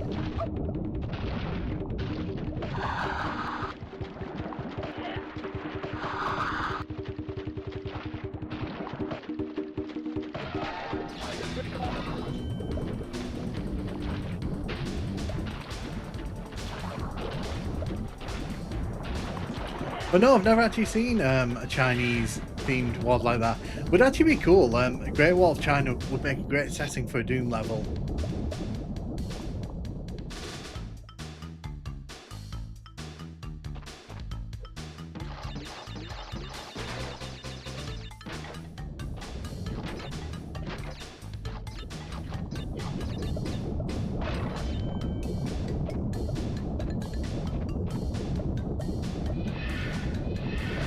I feel like the build engine might be better to pull that off.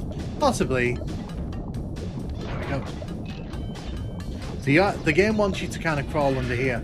Crash does get some abilities in this version, which are pretty fun to use, at least visually.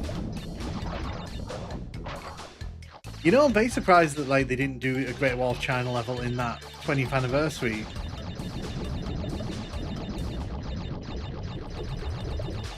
On Ashes 2063. So I've not played it, but I've heard great things about it. I have a friend who's played through it and they wouldn't stop gushing about it to me. So you know, it's one of those where like I'd love to try it out.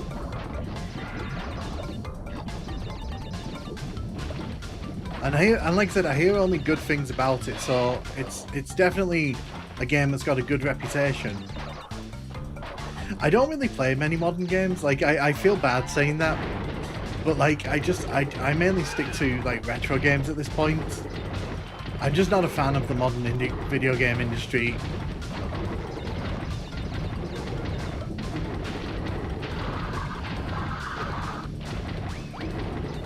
I didn't get that. I didn't get that.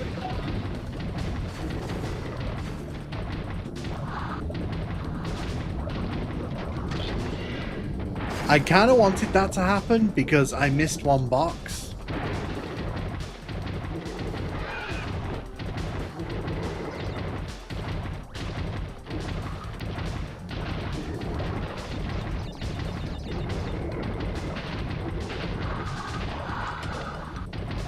That's the box I missed earlier.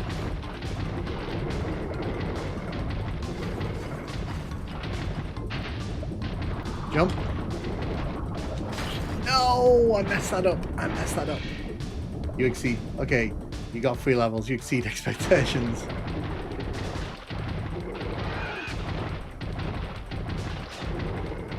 So the thing in this game is you can actually get far ahead of the dinosaur if you slide along, but as you can see, they've tarred the floor here. I wanted the box. I think we're really close to getting all the boxes, and I really want to get all the boxes.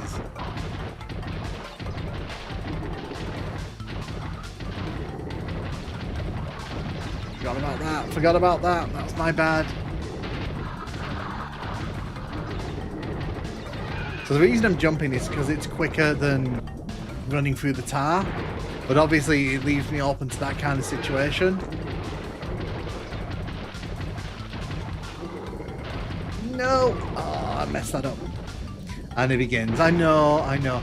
It's because I'm putting stress on myself. I shouldn't have done that. I shouldn't have come back, waited for the boxes. I should have just finished the level. But I'm determined now to get the boxes because I've exacted a heavy toll on myself for that.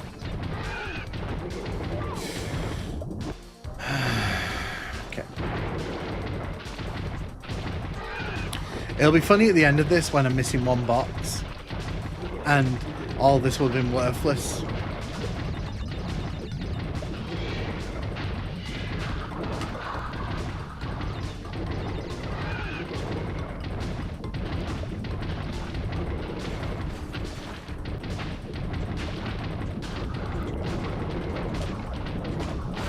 Yes! Oh, got it.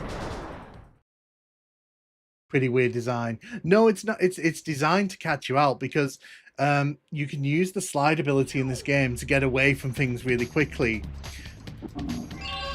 Ooh, no, see, I did it. It almost messed it up at the end, but we did it.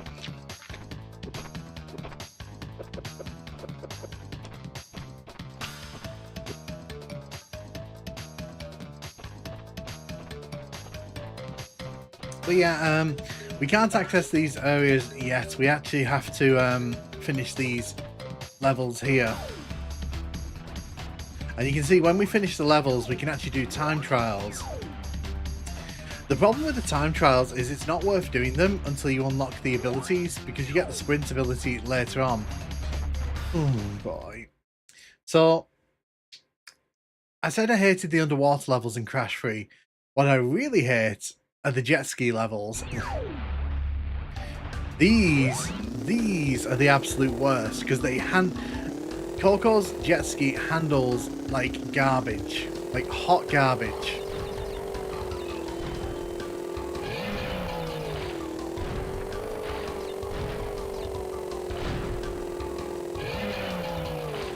I do. I actually so I used to have it on Xbox One, and then I recently bought it again on Steam.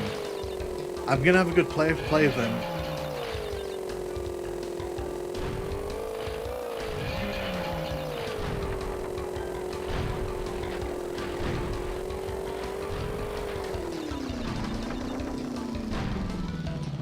WaveWare 64 if it was terrible.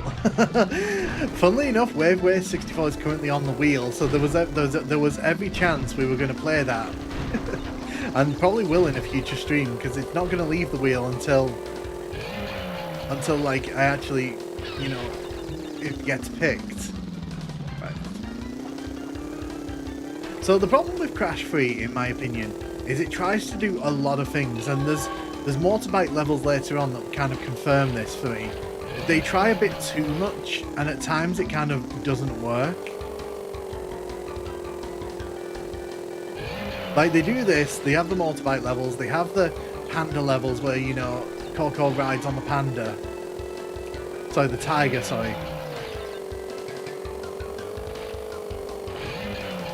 No.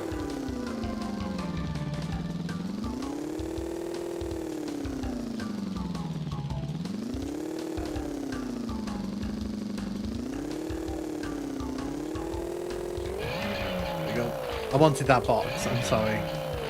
But now we gotta go really slowly here, because these bombs in the water will go off in my face.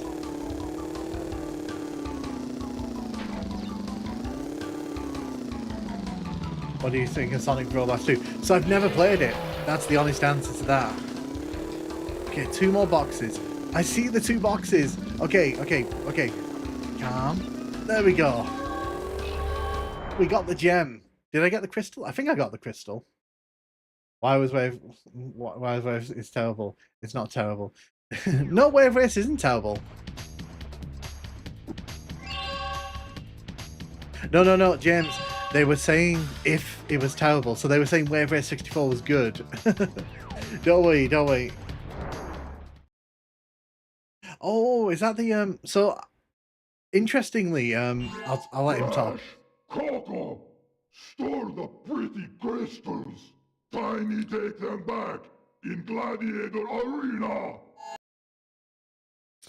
So interestingly, I recently came across a like Sonic kart mod that's built in the Doom engine. I was debating whether to make a video about it or not.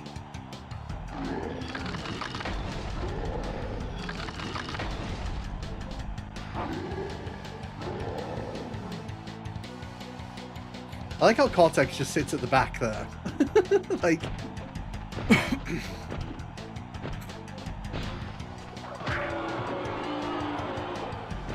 We just got to be careful here and stay out of the way of these lions. And yes, they are lions. Because they have manes.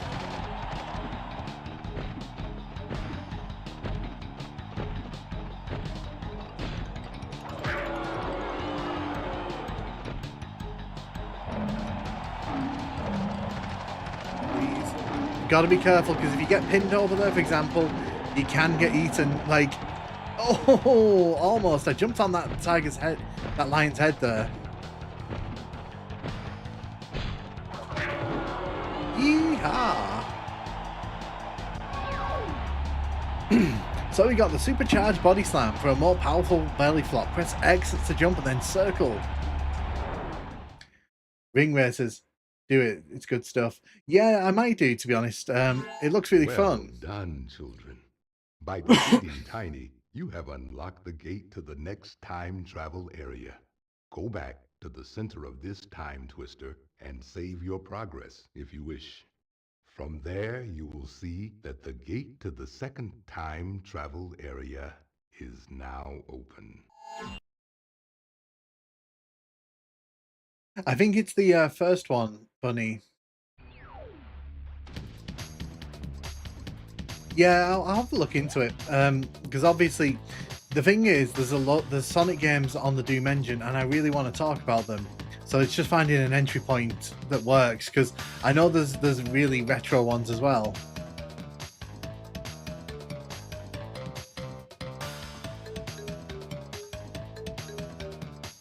I mean, this waiting music is pretty slapping.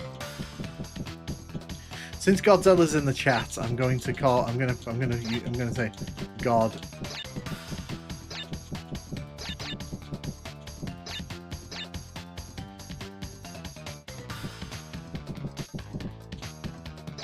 There you go. Yeah, so when it comes to choosing what videos I want to make on the channel, it's really just down to if I think people will enjoy it, because there's a lot of things that, you know, I find fun. I'm honored.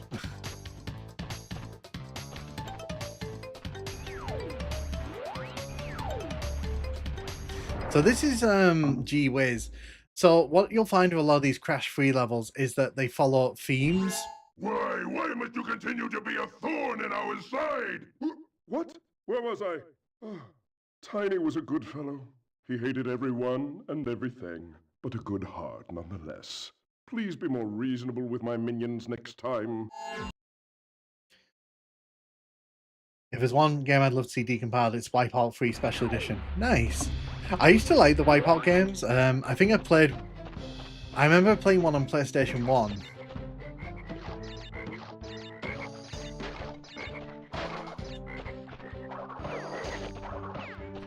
But the thing is, if you let those frogs hit you, they'll kiss you, and then you turn into a frog yourself. So you don't want to do that.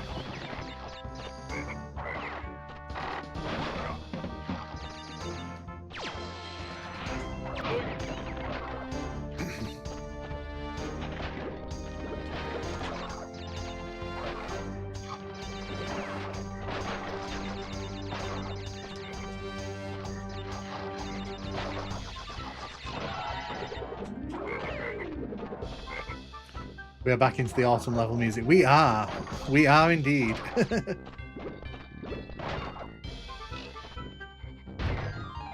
you can see that's Crash's new ability that we got at the end of that boss battle. It's kind of useless against most enemies, because by the time you jump above them, they'll already have hit you. But it's fun to pull it out sometimes. So like there, for example, Crash sort of spread out and lost a mask, so it's not really worth using in most combat situations. Mario Kart 64 recently got a PC port by the guys that made Ship of Fire and Ocarina Time port. Was that a ground pound?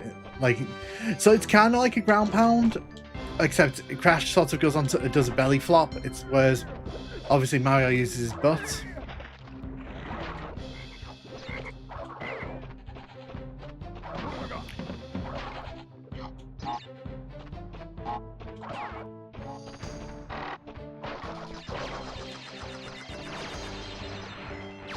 Yeah, Crash was kind of the answer on PlayStation 2, Mario 64. Like, they both very different platformers, though. So back in the day, people used to talk about Crash versus Mario and Sonic and all that kind of thing.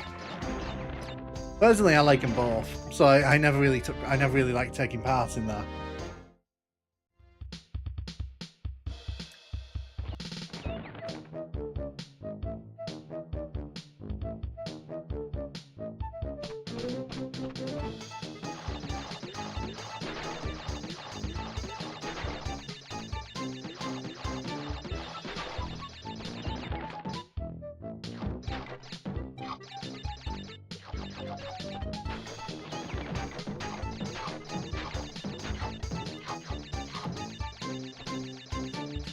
and both Crash and Sonic ended up on Nintendo anyway. They did. Oh, I've messed up. Oh, I've messed up.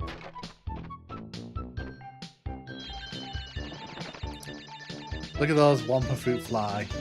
Yeah, so what I did there, I didn't hit the box before I hit the switch. Long time since I did BLG glitch going into the final level defeating Bowser. Yeah, the Virtual Console version, I had the Mario 64 on Virtual Console as well. It was really fun.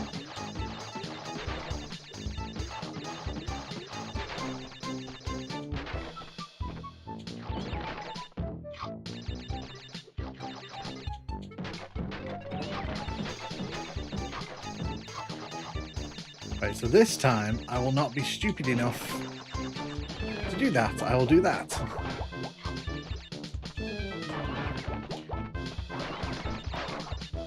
There we go.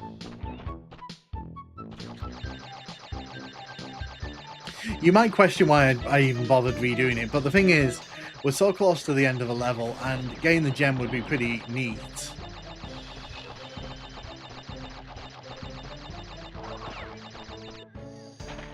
In fact, that BLJ ass warp. I like that. I like that. The Japanese definitely have a way with words.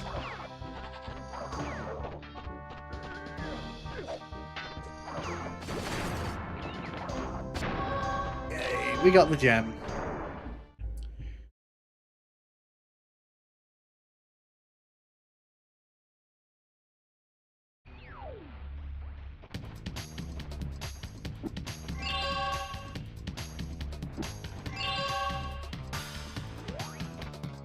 Here comes the jig.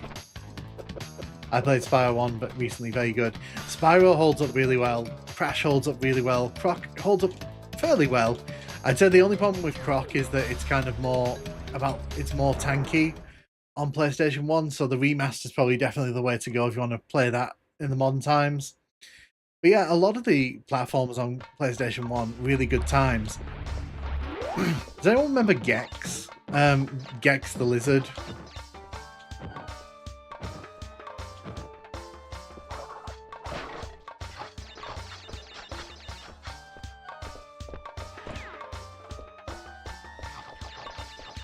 Yeah, so I remember, I think we got a demo disc of that in a cereal box, because back when I was a kid, like, you know, they used to put like demo discs in cereal boxes.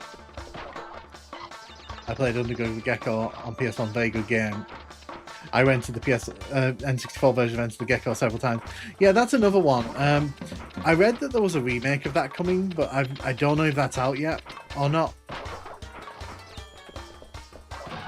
Maybe I can revisit that in a retro hour, because that's it. Because I don't know if I'd still like that, to be honest.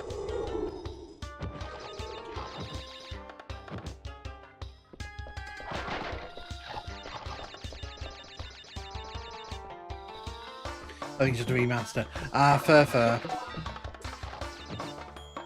I remember there was some chatter about the series kind of coming back, so I would definitely give it a try. I just don't know if I'd like it, because I remember the Gex games were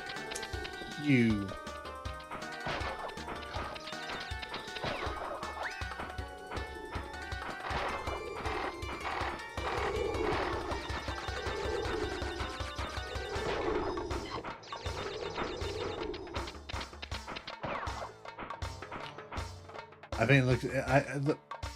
In fact, it is actually out, though. Looks like it got a few views. The fact that the Gex trilogy isn't compatible on the Xbox One is just baffling.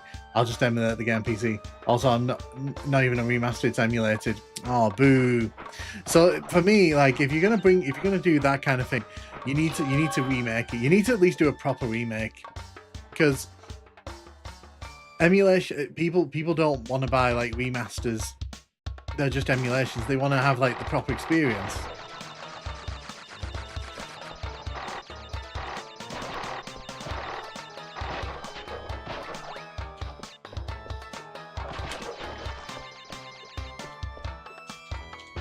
There we go.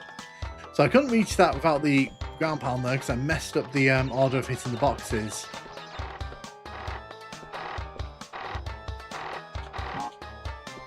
So what that should do, that should activate that. Let me do this. Also, Gex1 is inexplicably the PS1 version, which means no saving. Really? I'm kind of glad I didn't buy it then.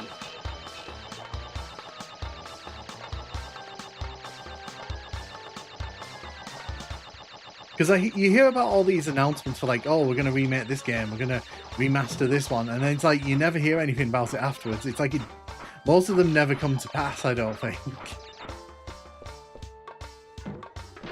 I'm still waiting for the Time Splitters remaster. Still waiting for that.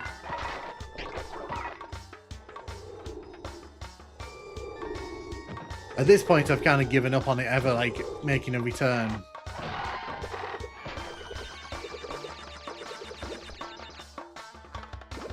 Hey, Koinu, how you doing? How you doing? I see you've started off with a banger. No, so Yoshi, we actually did, Croc. Croc was the first game. Oh. Croc was actually the first game that we did, and then we've moved on to Crash Free.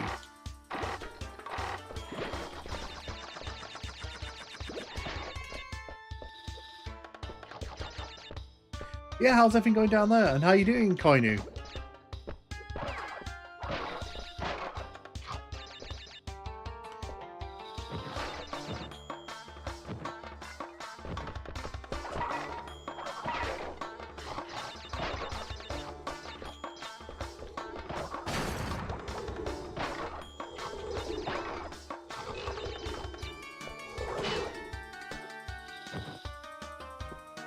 Oh my gosh, really? Where is it? I'm not gonna go back. Can you believe it? We missed one box. Not too bad, thanks. Need a break from revision stuff. Yeah, I get that. Yeah, welcome. Hope everything's going really well for you. So we've already played Croc in the stream so far, and now we're playing Crash Bandicoot, because that's what the wheel chose for us. Right, okay.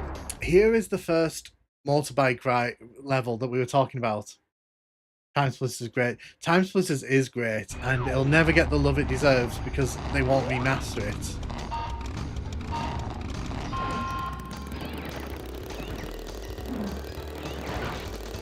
See, I want to talk to the people that made this level. I want to talk to them. I want to understand what was going on inside their heads. I need those answers, because there's no way you're telling me that they played this and thought it was fun.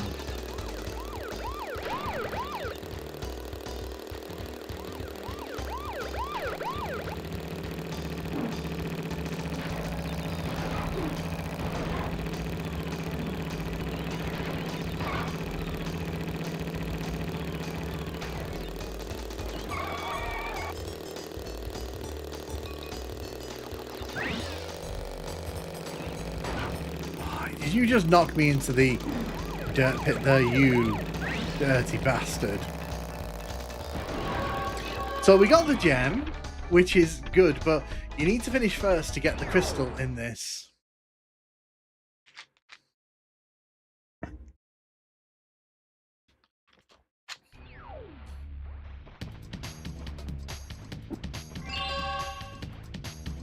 Yeah. Nukem does not appreciate that, being knocked into the dirt like that. Pathetic. I know, right? I'm so annoyed because it literally knocked me like right before that final jump. If I hadn't been knocked into the dirt, I would have won that. By the way, Nukem, turns out Ruffy's going to UKSG as well. Excellent. I'm glad that you'll have friends there. Yeah, Time Splitters. Time Splitters is in the void, and unfortunately I don't think it's ever coming out. They tried to do a reboot a while back, it sounded like it was going to be rubbish anyway. Yeah, I remember there was talk about the reboot. To be honest, I just want, if they're not going to remaster it, I just want them to leave it alone at this point, because it's not going to be the same. It's just not going to be the same game. At least they're not the Gallagher's leave. Oh my... That was my fault. I should have gone around him.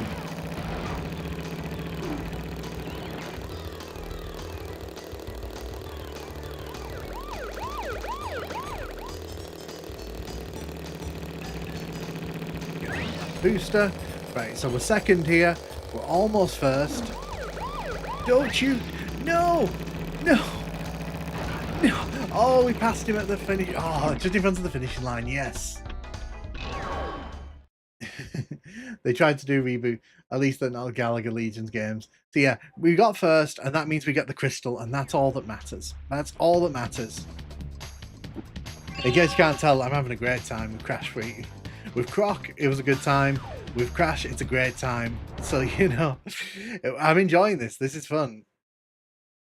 Trouble is, time splitters would be so easy to add shitting on with all the skill unlocks. I wouldn't trust most companies. Uka and Cortex gave me orders to bring the crystals to them during the Ice Ages. So give me the goods and shove off, or I'll roast yous. No, I think it's this one that becomes the good guy. I know that one of them opens a bar in Crash 4 and then you get to play a few levels as them.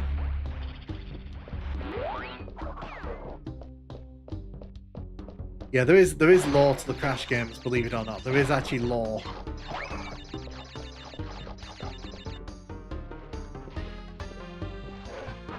Crocodile. That's the one, Dingo.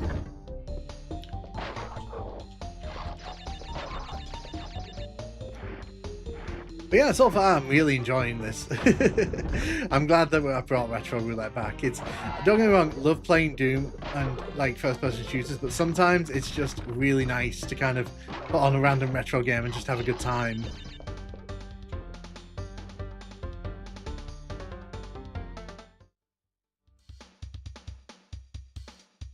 The GOG version of Gex is the old Windows version. Weirdly enough, it can install and run on Windows 2000. That's really cool. I think I've mentioned it, I think I mentioned it before, but one of my big desires is to buy a DOS PC, specifically so I can play like the likes of Doom and Heretic on there, because that's how I played them as a kid, so it'd be nice to kind of relive that. Oh, I messed it up. No, I'm not starting again though for that box. You know, I've not seen in a while MK1. Are you talking about Mortal Kombat 1? Godzilla. Oh, nearly went down there.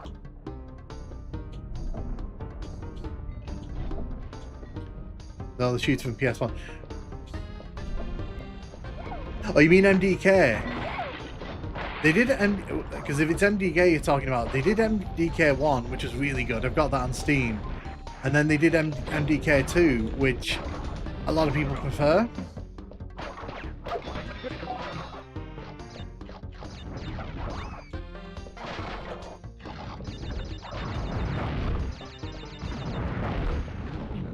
Whoa, no! Oh, I rushed it.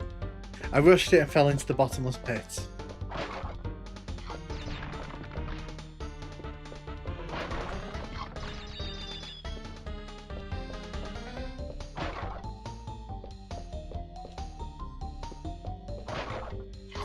So yeah, you got to be careful because some of these floor tiles are designed to give way underneath you.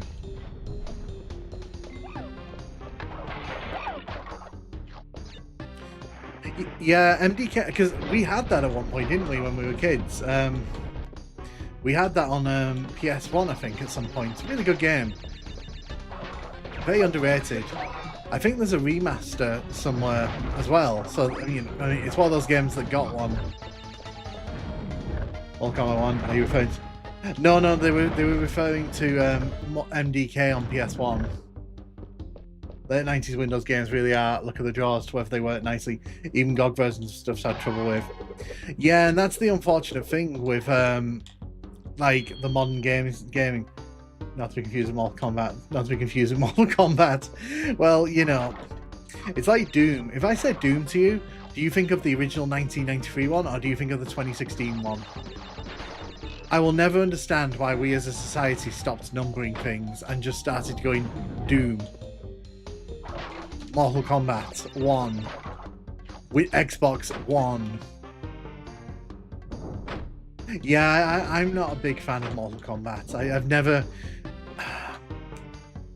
I like Deadly Alliance. That's the first one I played when I was a kid. Oh, crash. I want to get this mask, but no. Doom 2016 is Doom 2016 to me.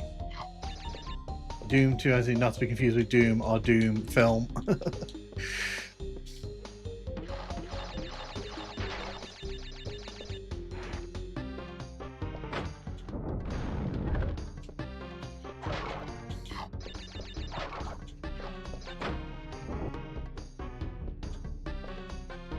So you just got to be careful here because I don't want to land in the sun bits. I went back for the life and that was the mistake.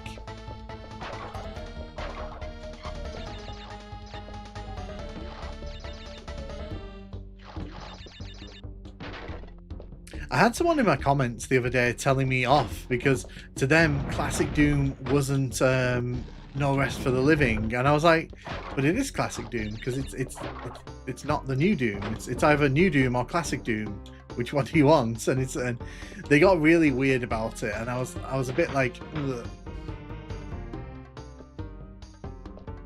That's something I've had to get used to recently. Is like a lot of people with a lot of opinions in my comment section. Like it's very because the thing is I have it on my I have YouTube Studio on my phone. So I always get pinged when someone messages me, and some of the messages, Retro Doom. Yeah, so this is what I was saying. I was saying to them like, well, it's Classic Doom because it runs, you know, Classic Doom, and they were like, no, it's not Classic Doom. And anyway, I'm making it. Before the stream, I was actually working on a video for No Rest for the Living. That should be up tomorrow. So I'm making that video basically as a kind of slight middle finger to that person to be like, oh well, if it's not Classic Doom, then I'm going to call it Classic Doom. I'm joking, I'm not that petty. But yeah, I'm making a video for No Rest for the Living. I was actually working on that before the stream started.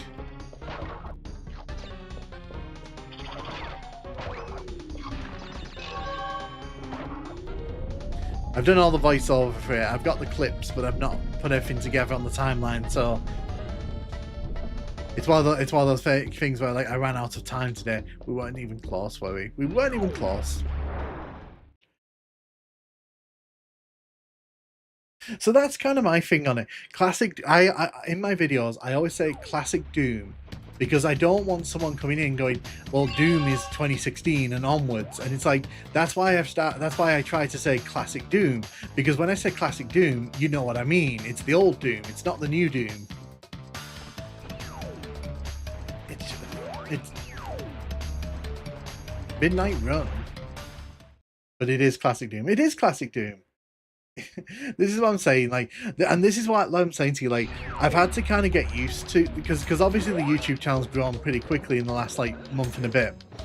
I've kind of had to get used to the fact that like not everyone who's replying to me is doing so in good faith. They're just trying to get me to argue with them, and I've kind of had to learn to put the phone away sometimes.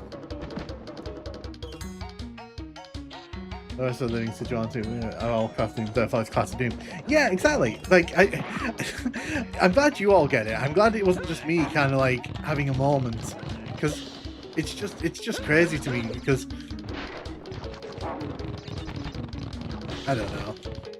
Like I said, I feel like some people don't respond in good faith to the videos. I feel like some people just want me to sit and argue with them, and I'm like, well, I'm not going to do that because I've got things to do.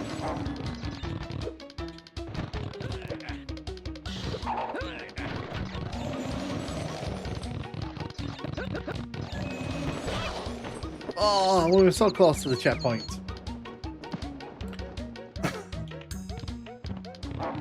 Yeah, but the difference is, like, I know that when we discuss stuff, like, it's, you know, it's good humour. But the problem is some people don't. Some people I think just, they'll say something knowing that it'll provoke an argument with me. Like the other day, like there was a comment the other day, and like I read it on my phone and I literally showed it to my partner. And then I put it on my Blue Sky because I found it so funny.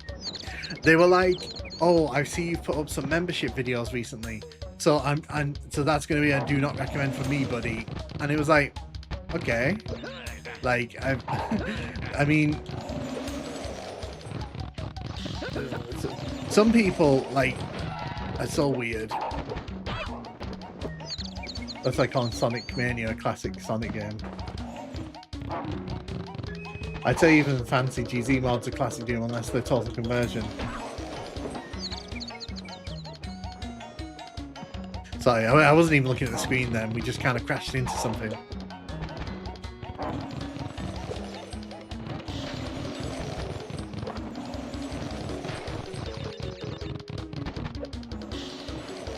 Yep, I just missed that checkpoint.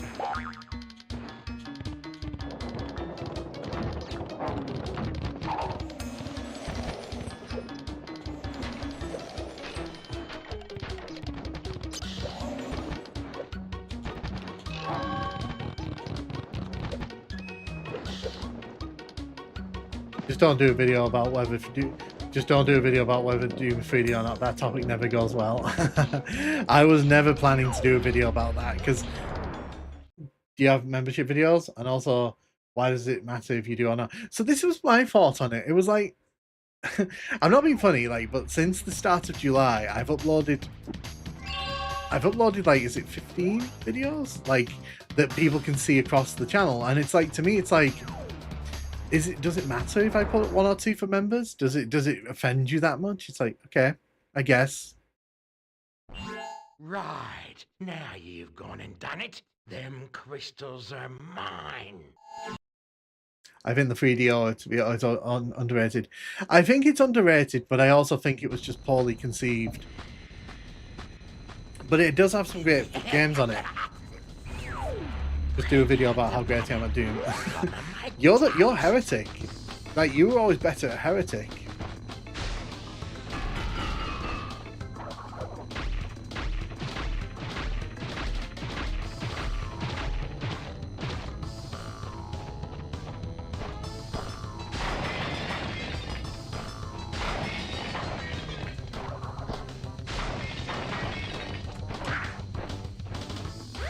Or 3DO Doom.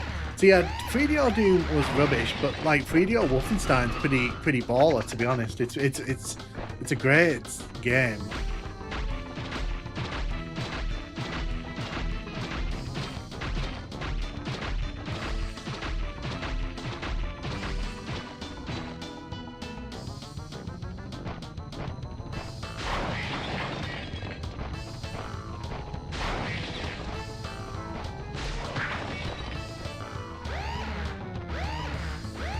My client's face breaking is the top 1,000 on the original Doom. Nice. But yeah, no, Koinu, I do have membership videos. I actually launched a Patreon today, mainly just because like some people kept saying like they didn't want to do YouTube channel memberships, which I was like, okay, so I'll just put a Patreon up for you. Oh.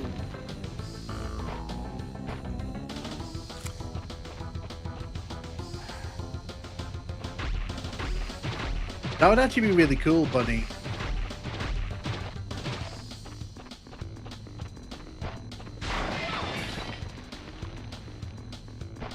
Make a Doom timeline video and deliberately move some games around.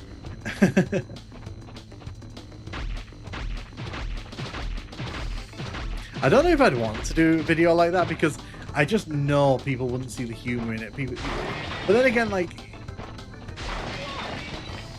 it's weird because sometimes people some people are very nitpicky. Like if things aren't to their liking, they'll just comment endlessly about like how this video should have been done this way or should have been done that way, and it's like, just make a video yourself then.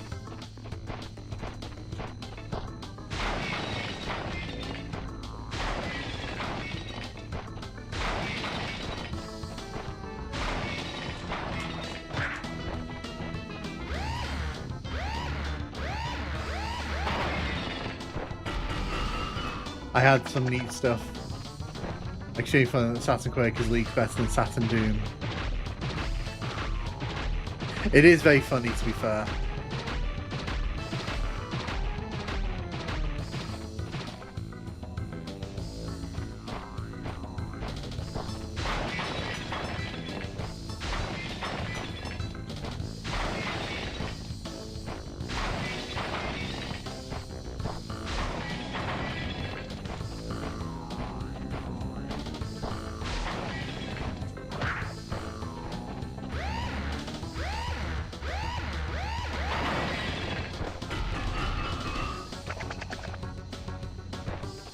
I like how his name on the name bar is now Ding. Just Ding.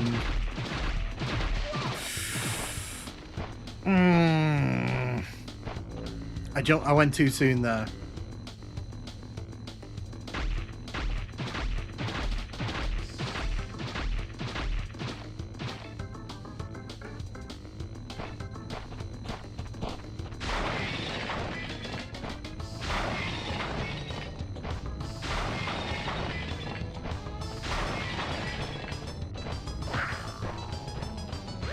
PS1 didn't get Quake at all, which was stupid.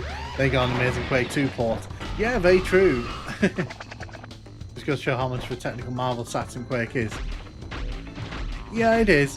It's just one of those situations where, you know, the Saturn was just a poorly conceived console. Sega didn't really have a place for it, and it had no idea what it wanted to do with it. It was a bit of a mess.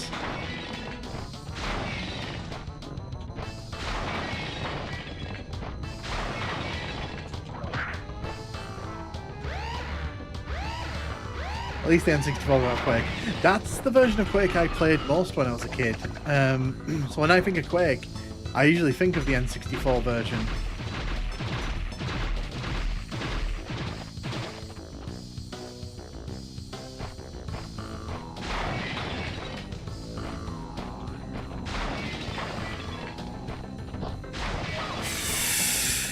I hate you so much. The little dance he does when he kills me.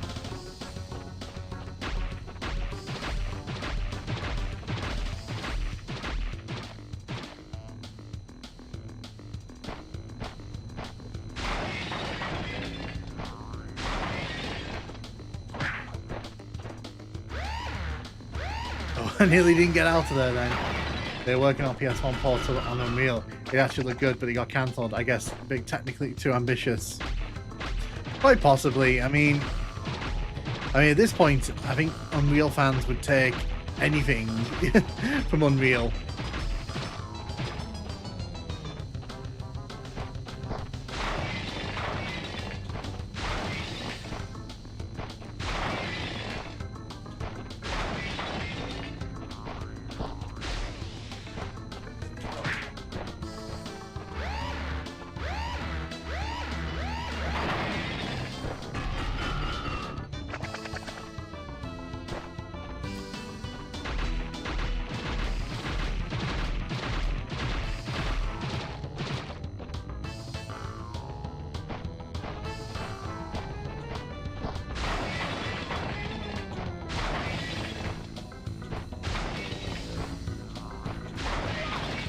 I cannot believe I do that again.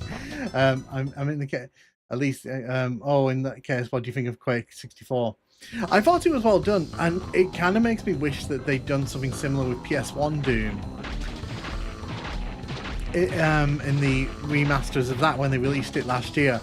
I'm kind of frustrated that they didn't put like any kind of Jaguar levels in, because I don't think a lot of people really understand what the Jaguar levels are who are modern gamers. I think a lot of people who come into the series don't actually appreciate that they're like a different level set.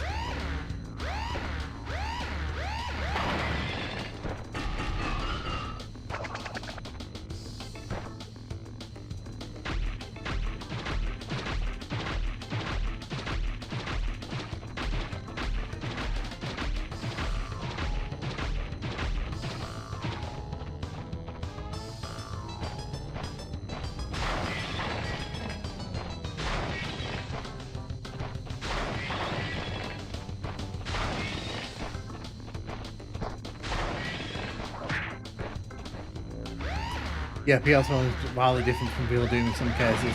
I just think like it should have been there, even if it wasn't the PS1 version. Although I think if you're going to do the Jaguar levels in that style, I think the PS1 version makes the most sense because it's the one that's got the most unique aspects. It's got the best, you know, unique selling point to it.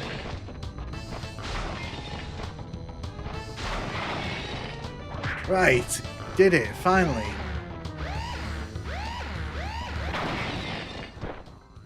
You thrashed me, mate. No worries. but you'll soon be up against much worse. So funnily enough, we've literally just passed the hour mark for Crash Free.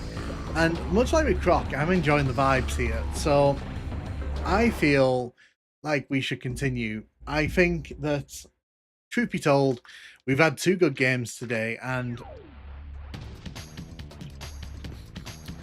as I mentioned, we could switch games right now because we've hit the hour mark, but especially when I'm vibing with a game like this, I kind of want to keep playing it for a little bit more.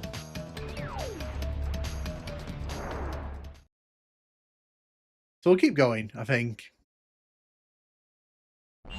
Well, I think you should do haven't we Super gotten 60. far for a pair of fuzzy marsupials? I am Dr. Nefarious Tropy, master of time and creator of the very time twister machine you see before you. Uka Uka and Dr. Cortex have sent me to end this little charade, so you won't be leaving my area with the crystals. I swear it. Very posh villain, this one. Very posh. So our new ability is the double jump ability. This allows us to scale very tall heights like this and grab boxes and items.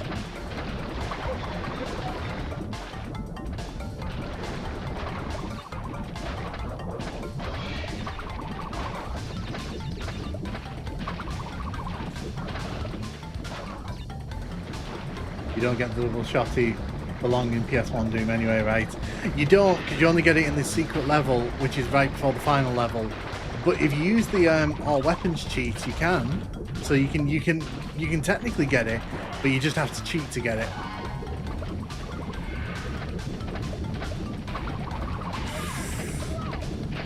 Why do those fish look like Crash Bandicoots?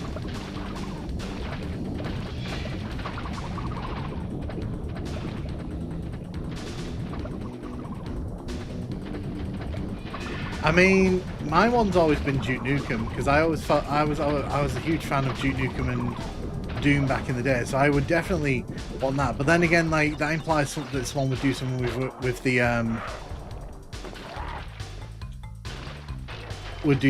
Duke Nukem franchise, which, you know, at this point I'm kind of sure is never going to happen.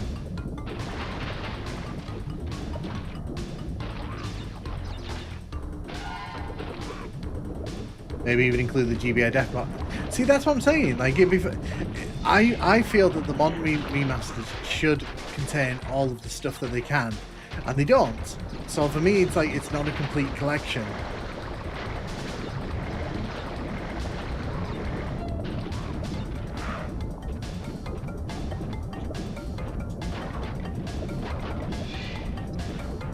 Power armor is for pussies, power is for ponies. Hey Pancat, how you doing? How you doing? Welcome to the stream. Hope you're having a good day.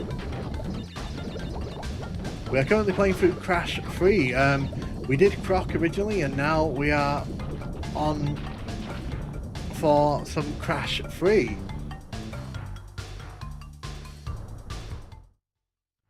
Probably too powerful most of Doom 1. I agree with you there, Ark, but the thing is, like, it's just funny that you can actually use it. Nice, excellent. Glad you had a good day at work.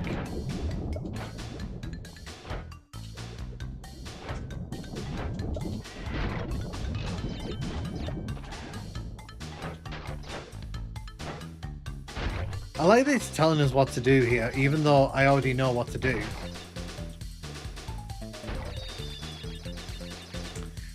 I went a tiny bit too early there. I was supposed to do that as I kind of hit the lip, and I thought, you know what, I'll do it a bit early. Someone should do a complete Doom 1 experience. I don't know, like, just do something with Duke Nukem. I don't understand how we've kind of got how like it's not back in some form. It'll forever baffle me. I guess it's because it's not one of the like own franchises, but it's one of those things where, as someone who actually likes the series and thinks there's some good games in there, it kind of sucks that like the franchise has basically been allowed to wilt like it has. Clearly you don't know what to do. I mean, does that not describe my whole life?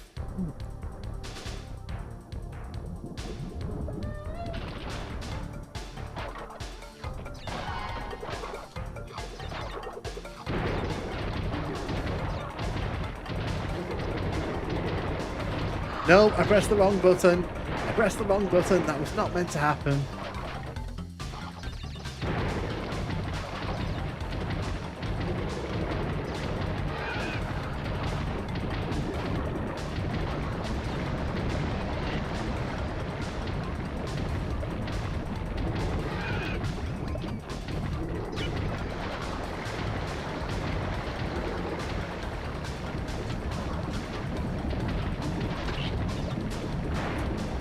Privileged Duke isn't owned by people who care about it. I agree.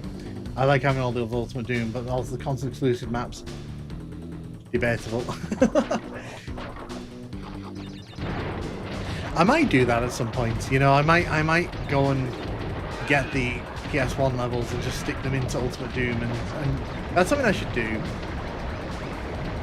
Because then people would stop just being like, oh, what are the Jaguar levels like? It's like, well, there's like I've done like a lot of videos on them, and you can look at them.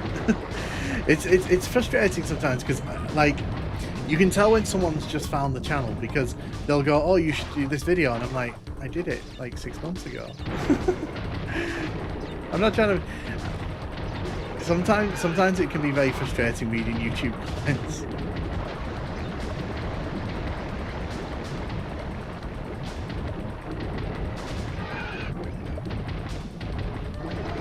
Oh, hello.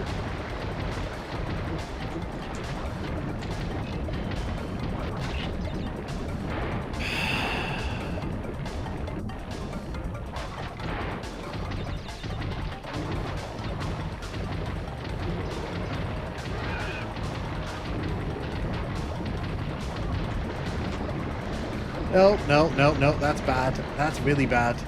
You're right on me, aren't you?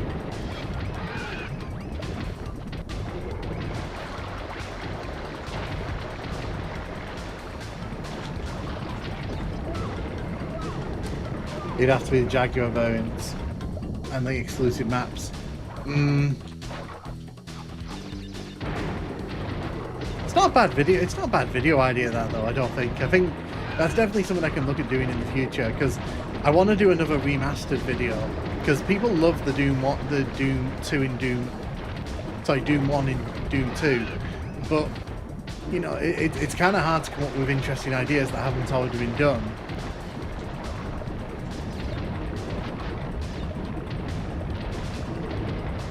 I don't know why I went for all the boxes, when clearly I was never going to get all the boxes. I mean, you should do a video. Well, Koinu, I'm glad you mentioned that, because I did a video. Yeah. I'm really happy with how that video's done. It's funny because when I started doing the GoldenEye videos, I was convinced no one would watch them. So I was very surprised when they caught on. It's nice because GoldenEye's a great game. It's just a shame that there isn't like more of it to talk about. It's not like Doom where there's like all kinds of like mods and such. It's like a lot of the mods for GoldenEye are a bit.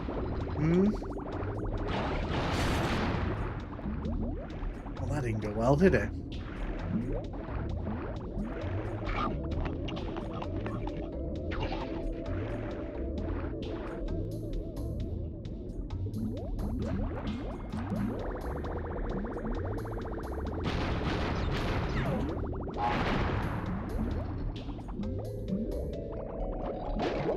Are you a fan of Turok? I am indeed a fan of Turok.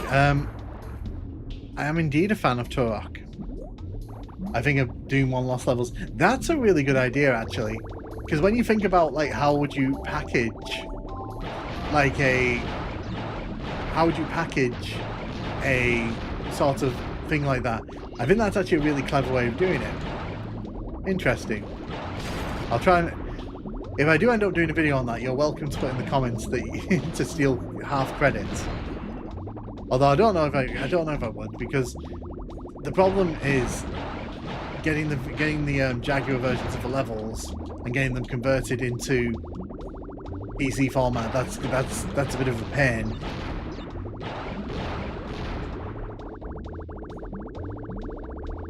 I would love though for them to do a lost episodes like that. A lost episodes episode like that would be really cool. And they could do that. That's the sad thing. They could really do that.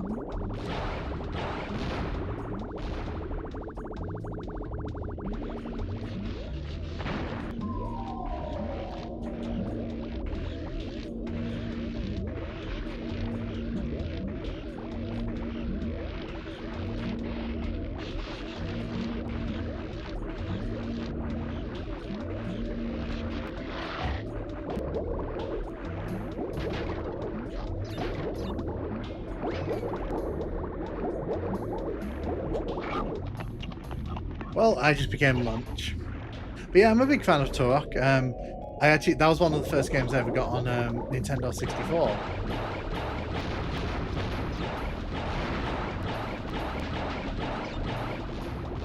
It's set in a weird void. Yeah, I have no doubt, because I've obviously not researched into it, but it wouldn't surprise me if people have already done it over the years.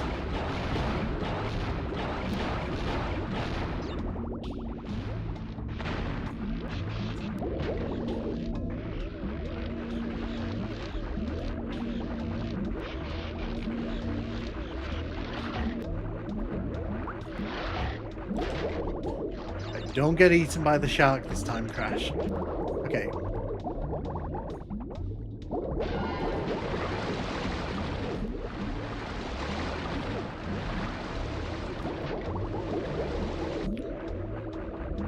Swim, Crash. Swim.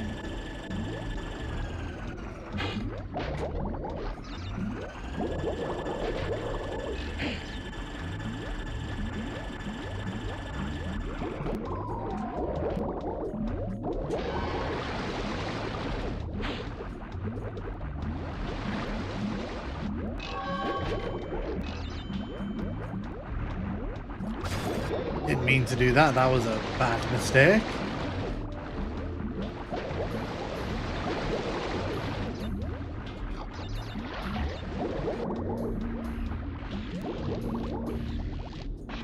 Where are we going? Where are we going? Oh, this is the way forward. I don't want to go this way.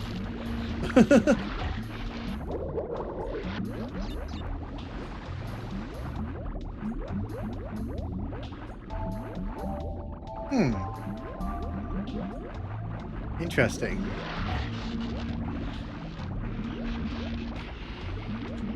Yeah, I would just love to see ZeniMax and id put out a episode like that, just to sort of, you know, so people on PC can actually play them.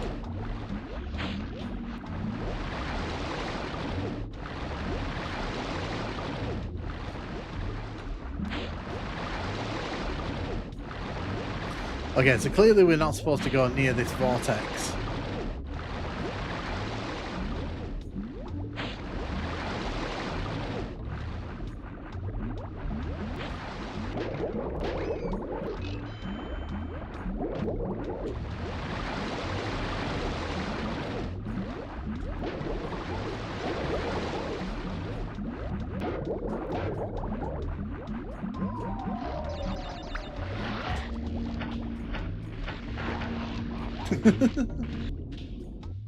Yeah, we got sucked into that hole there.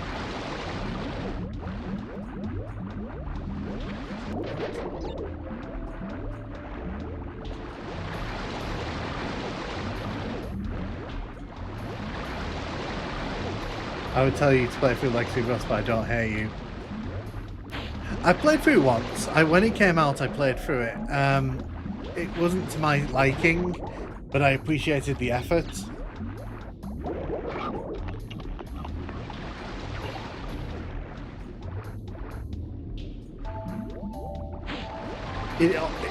It all felt a bit gimmicky to me, like, so I just didn't like the new weapons. I didn't like the way, you know, some of the new enemies worked. It all had that kind of feel of like custom, you know, like a fan-made WOD. Which, don't get me wrong, like, it's fine, but I don't really play Doom for that kind of thing. I'm very much a kind of traditionalist when it comes to Doom. Like, I don't mind, like I said, it's not that I don't like it, it's just like, I just, you know, it didn't leave a lasting impression on me, I think is the phrase I'm going to use.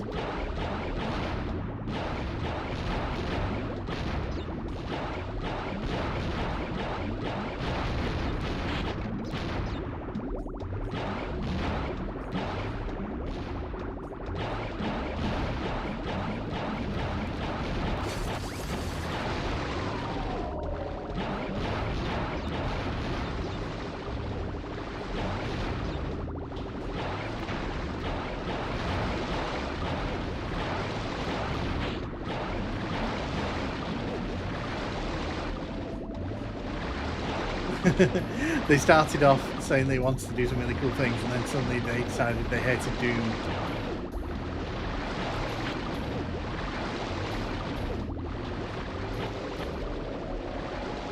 Guess we're not going the other way then, are we? That called Supermath was a bastard. I should play it on, I'll probably play it on stream sometime. I'll probably actually go through it on stream and play it with you all.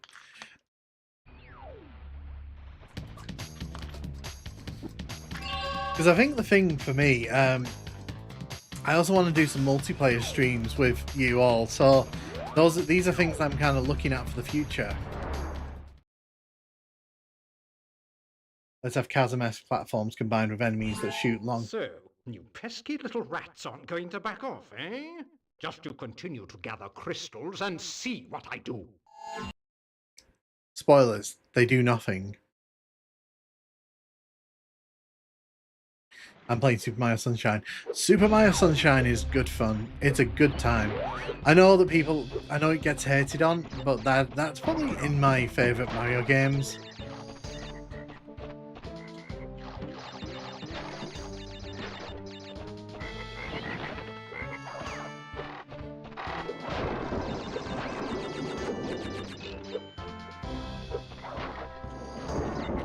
I think I mentioned it in the update video last week, but one of my kind of long-term aims is to start covering some Nintendo stuff.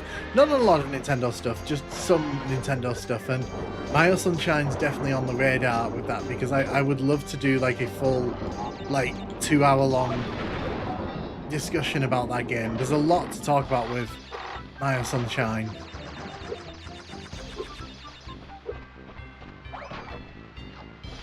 The second one's neat. Almost Street. Yeah, so the idea I'm kind of batting around at the minute, James, is just having like an online lobby open where people can come in and we can just kind of have death matches, and eventually I'll kind of make it a bit more organized, where we kind of end up with like a stream champion and all that. But that's kind of like long-term things. But yeah, I've been thinking about doing that for a while, because now that there's a proper online way for people to play across the consoles, it's easier to organise that kind of thing. Because anyone can play then. If you're playing on your PS4, PS5, Xbox One, PC, Switch, you know, everyone can join and have fun.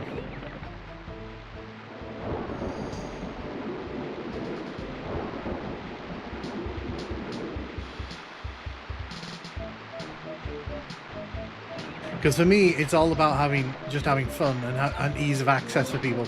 I don't want people to feel that, you know, they can't take part because they don't have like the right things set up. Yeah, no, good. So, like I said, when I do it eventually, it will literally just be a, you know, I'll open a room up and I'll basically say to everyone, like, you know, if you want to come join, come have some deathmatch.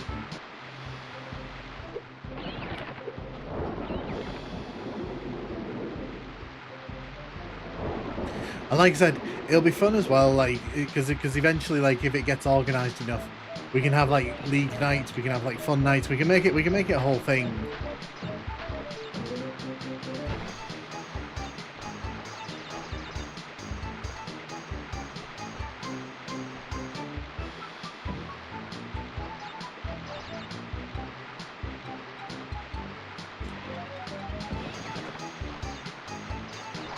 The reason I'm doing that, by the way, is because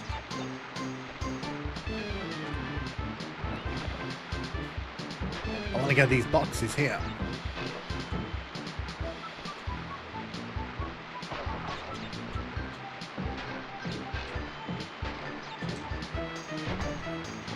Yes, that sounds awesome. I'm glad you like it, the idea. Like I said, it's something I've been toying with. I'll probably do it on one of the Saturday streams at some point, but or the weekend streams. But I'll probably just be like, hey, if you want to come join, you know, just join in the room. I on PS4. Yeah, and that's the thing, like, because if you're playing on PS4, Xbox One, Switch, PC, everyone can play together, so everyone can take part.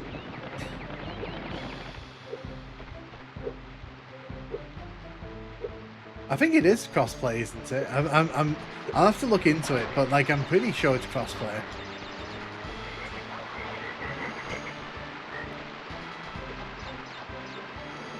Ah, it is lovely. Thank you for checking that. I'm pretty sure it was crossplay because when I was researching the idea, I was like, how can I make this easy for everyone to take part in? Because don't get me wrong, I love like the big multiplayer streams that other people do, but like, it's such a hassle setting up sometimes, and it's like sometimes you just want to plug and play. I know, plug and play.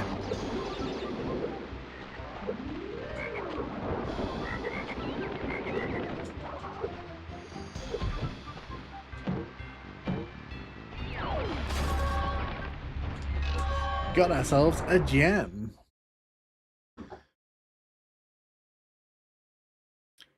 So what I'm going to do here, I think what I'm going to do here, I'm going to end this game because we have just about an hour left before I was planning to end the stream anyway. So I think this is a good time to... Oh, sweet, Crash Bandicoot, which one's this? Hey, Orange Shoulder King Games. So this is Crash Bandicoot 3. It was picked by the Retro Roulette wheel, which is funny because we're just about to stop. We're about to stop this game and move on to the next one. So are you sure you want to shut down the virtual machine? Yes.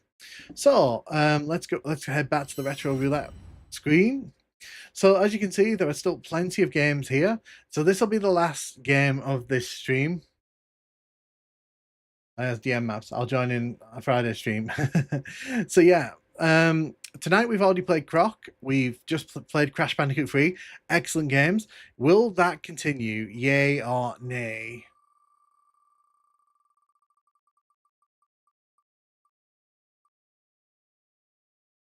Okay. Right, so we're going to be going to the Nintendo 64 now and doing some No Mercy for an hour. But what I'm going to do quickly, we're going to replace that game with... Which consoles are going to come from? Oh, we're swapping an N64 game for an N64 game. Nice. So, I haven't filled out all of these yet, so there's only like 100 games in this list. So what we'll do, let's...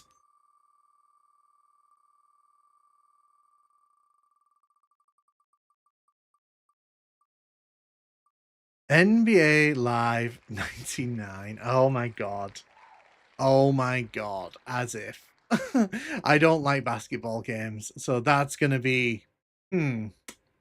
Luckily, we're not playing that. It's just on the wheel now, which... We'll have a think about that one. So many. Yeah, no, so we've just replaced No Mercy with that game, which I'm kind of sad about because if that comes up, I'm probably going to have a very horrible hour. I don't like basketball games at all. Right, so let me just quickly get my emulator of choice up here. Yes, I know I'm using RetroArch, but it does the job. Oh, sorry, wrong one. What I'm going to do quickly So I should have everything set up here.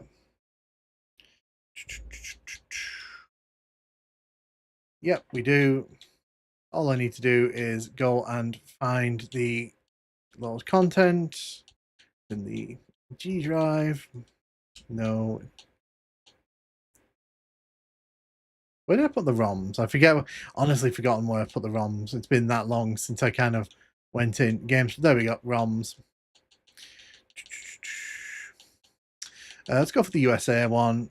So this is going to be right at the bottom because it's WWE No Mercy, and we'll go for revision 1 because if you didn't know, the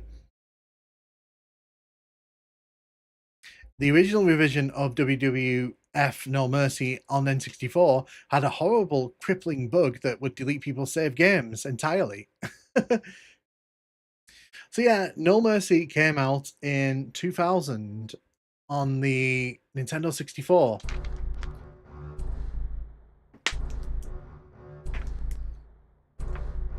Nice legally acquired Photoshop there. Yep. I'm not paying Adobe for that. Go away. The pirate, go away. I'm not paying Adobe for that. Oh my gosh! So close! He kicked out! He kicked out! He kicked out! So yeah, No Mercy is held up as one of the best wrestling games of all time.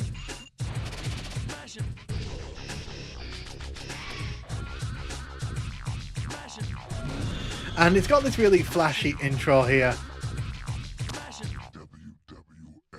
Wow, okay, just a second. Whoa. Hold the phone. That, not just judging Adobe stuff. Oh, I know. So what I'm going to do here, I'm actually going to download a new core because that was disgusting. It was stuttering in the intro. I'm not a snob. I can deal with frame drops, but like, let me tell you, that's not how it went. We're gonna use Moopin. Not much better, but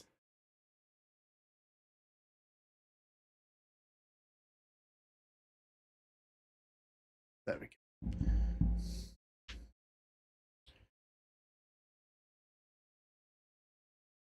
go. Yo, no, what's up? Would give anything for a modern Duke remake. Yeah, we were just talking about that. Yeah, I'd love to see a modern Duke Nukem remaster or just a new game in general, but unfortunately.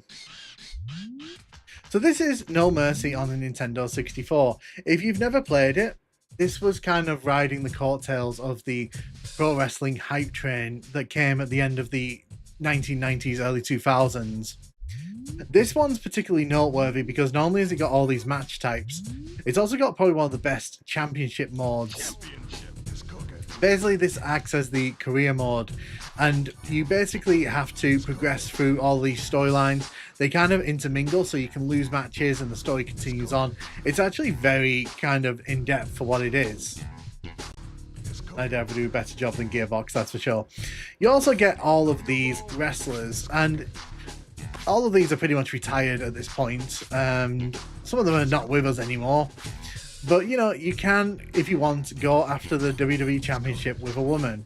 And of course, like, you know, back in the 1990s, early 2000s, it was kind of forward-thinking. That was a very weirdly forward-thinking feature. But we're going to play as Stone Cold Steve Austin because I'm predictable like that.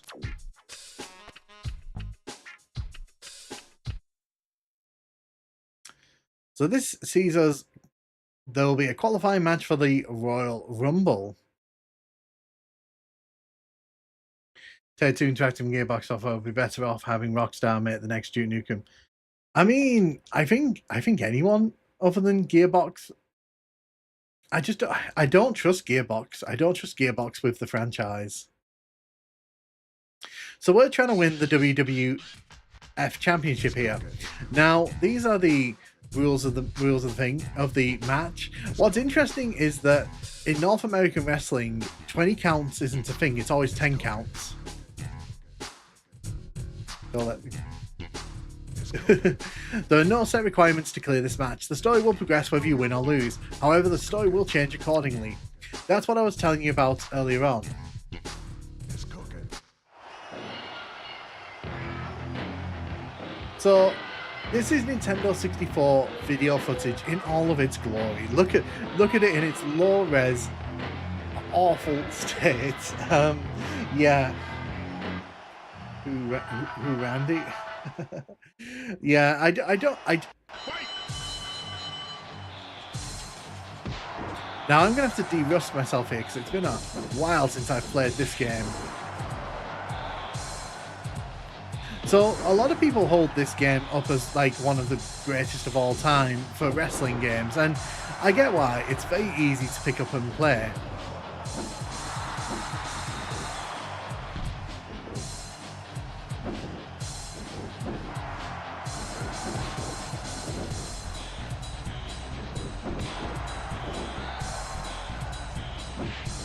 Absolutely not, Taka. Well, you will not do that to me.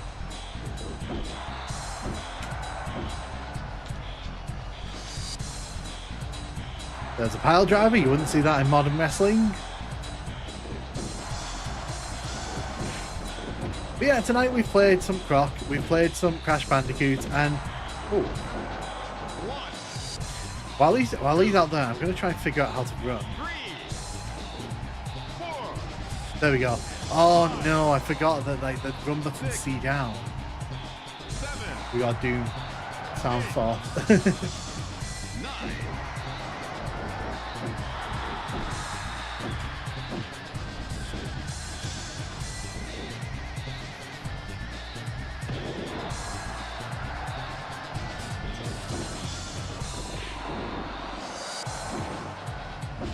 So what you're probably wondering to yourself at this point is this what wrestling is actually like? And the answer is not really.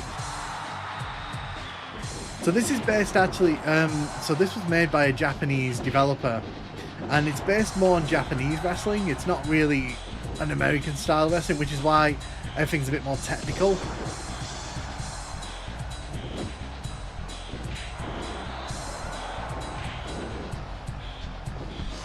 I promise you this will be over at the top of the hour. So you can see that now that my bar is flashing, I can now do my finishing move, which for Steve Austin is the Stone Cold Stunner. I'm pretty sure people who haven't watched wrestling know what the Stone Cold Stunner is. But basically we want to spam this as much as possible and then get the pin in. Really? Did you just do that to me? So yeah, he could have been knocked out there, but like he chose to fight back. See if I can get the free count. We got the free count, we got the win.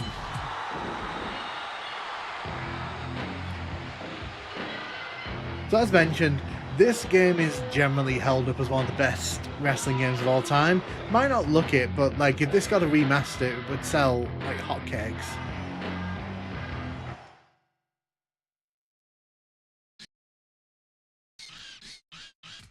So because we won that match, we get money, and we also get to continue on with the story. Now, if we'd lost that match, we'd be in a different storyline. So the game kind of adapts the story around how we perform.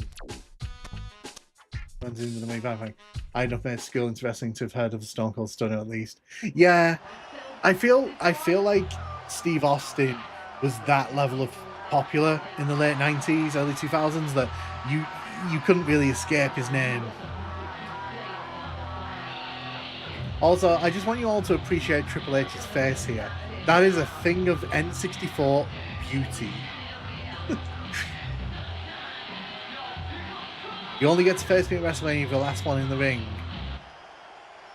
The Royal Rumble will decide the fate of all superstars here tonight. It's up to you. Which of the three paths will you take? So basically what the game's saying to you here is there's three outcomes to this match. If we get eliminated in the first 15 people, then it's one storyline. Second 14 people, it's another. If we win it, there's a winner's storyline. Who mangled him?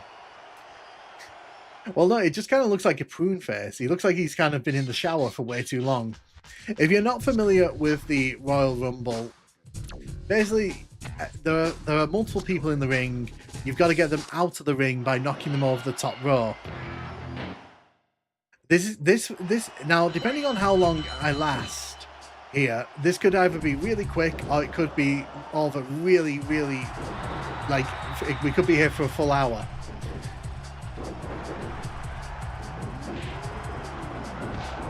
So the thing with this, if you want to actually win it, you don't want to be doing too much, because you have to go all the way through those other 33 people. So there's a lot like riding on you, not like overdoing it. Eliminated.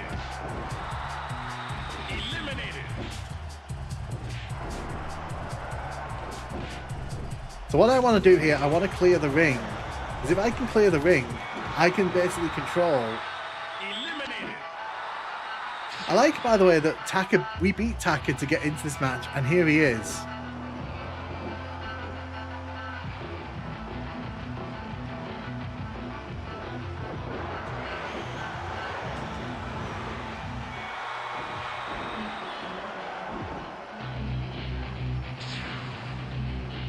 Bizarrely, Christian is still wrestling. He wrestles in TNA these days.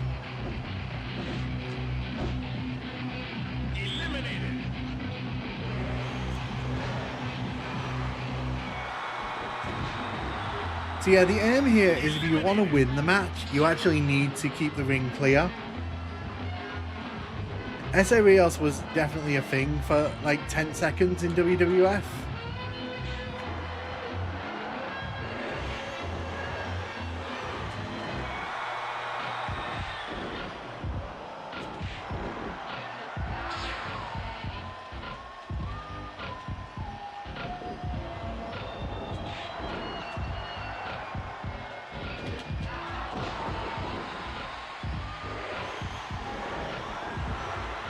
Trying to figure out how you turn to face the other person. Oh look, so Scotty 2 Hotty came in and his tag team partner. Oh, it's Rikishi. Oh yeah, I forgot they all had the same theme song around this time.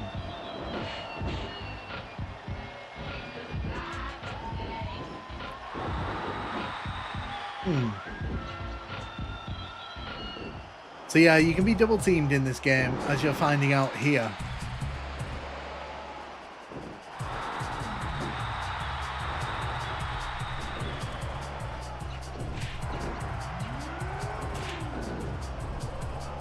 I like how they're all targeting me, by the way. I don't like being the center of attention. Not like this. Not like this, let me tell you. Yeah, they're all picking on me right now, which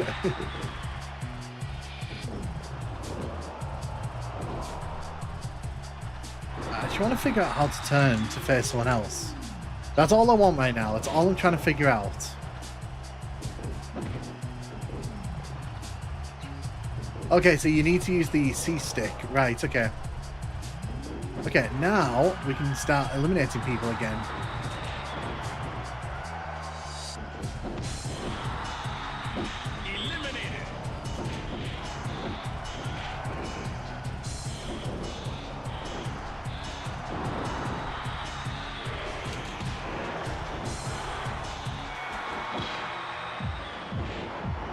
So as you can see there, Scotty did not take too kindly to me trying to eliminate him.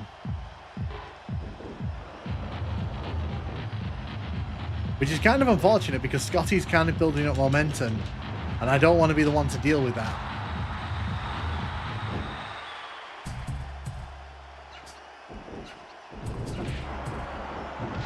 We've just eliminated Steve Blackman straight away. As you can see, I am working my way through the crowd of people.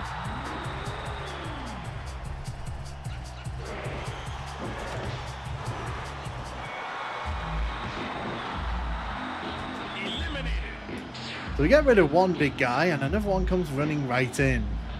So yeah, Viscera unfortunately no longer with us although him giving me that pile driver there was pretty nasty.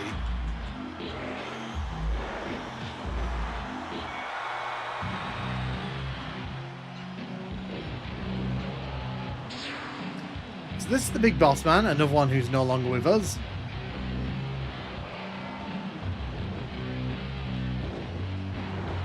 See if I can eliminate Scotty. Yes. So Scotty was my big problem because he kept sort of getting really good momentum. No, no, no! Don't you reverse me! Don't reverse me. That's bad. We don't allow that.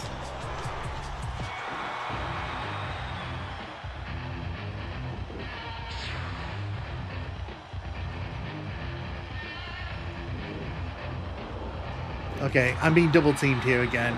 They really like doing that to me. So Bossman's the big problem in this match at the minute. He's got a lot of momentum. Do that. That's your fault. Don't go after me. I didn't want to hit you. I was trying to hit the other guy.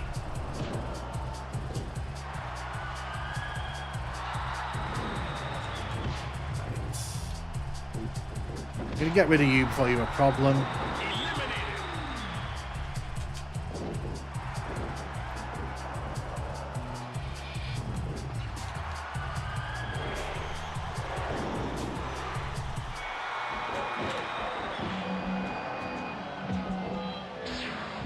So in case you're wondering, by the way, this is based on the 2000 roster in WWE. So a lot of these people were pretty much some of these people weren't even here when this game came out. I assume there was a wrestler called Test, and that wasn't just a bug or something. Yeah, so his name was Test. Unfortunately, he passed away in 2006, 2007. Yeah, unfortunately, you'll find with a lot of the people in these wrestling games, they did, because of the obvious lifestyles at the time, it was kind of, a lot of them haven't kind of made it.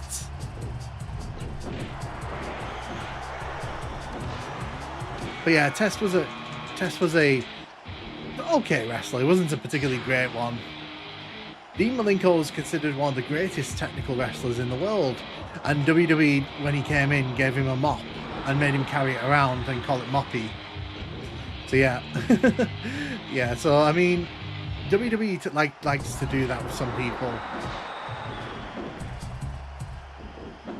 Doom's 3DO and Saturn ports are getting improvement patches. They are, and I'm really excited to try them out. I really want to get a Saturn to play some proper Doom, because I feel like emulating Saturn Doom it's not really the proper experience. So this is Edge. Don't look at the grin on his face. That's terrifying.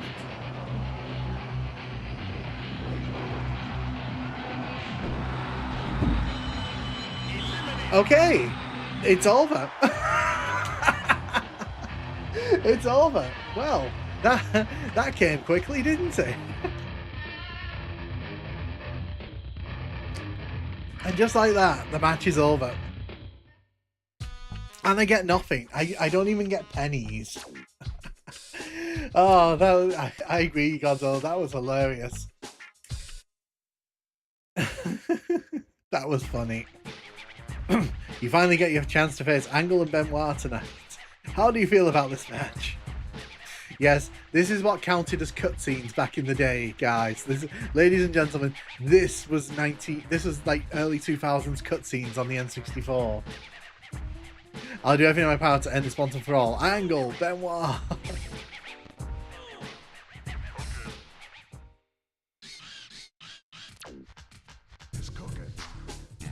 All the requirements to clear this match is to win. Yeah, so we have to win this one. Like, we can't, there's no way out on that. Which means, unfortunately, we're probably going to have a rough time on that one, because... So the reason I'm saying that is because... Unfortunately, triple threat matches in wrestling games are usually pretty awful. How do I get out of the ring?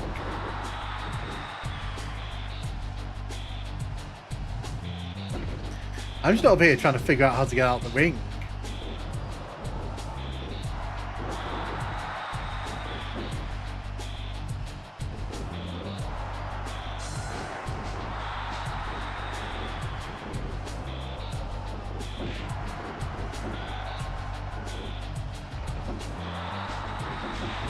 You can also steal opponents' taunts by twiddling the control stick, which is what I'm doing here.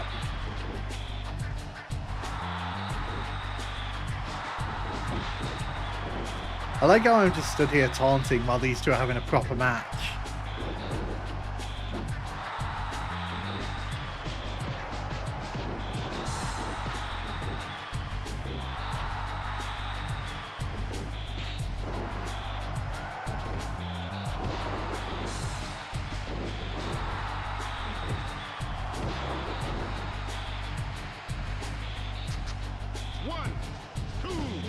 Oh, I thought I could get the sneaky win in there.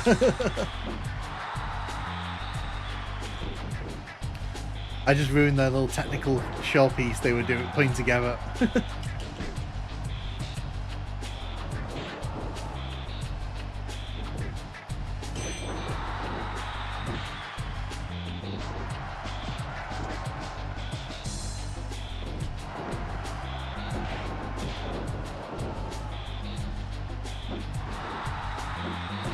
By the way, I hope no one minds the middle fingers. Unfortunately, that was a big Austin thing, and you know, it's just the way it is. The 90s was a different time, let me tell you.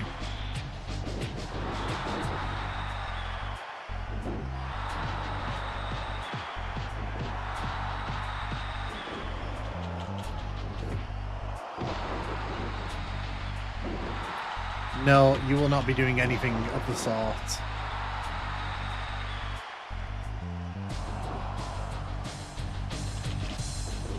No, I wanted to do a finisher. Quake 2 got ported to the Amiga 4000, but it required a CPU 3D accelerator. My pearls will not be unclutched. Yeah, so by the way, Chris Benoit is unfortunate. Wait, I was breaking that up. Game, I was breaking that up. Oh my god.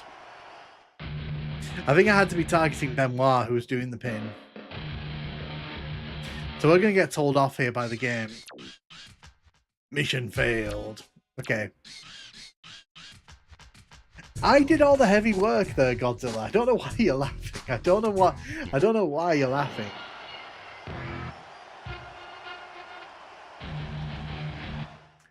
So yeah, I think I should have been targeting the one who was doing the pin. Oh, now I'm outside the ring. Excellent. Should Benoit be blurred out?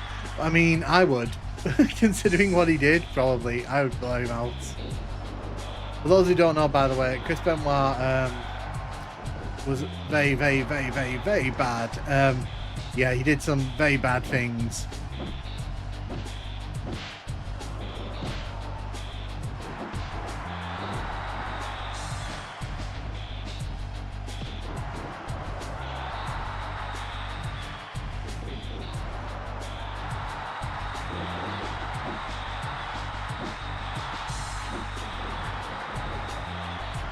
So what I'm doing here, I'm just building up my momentum.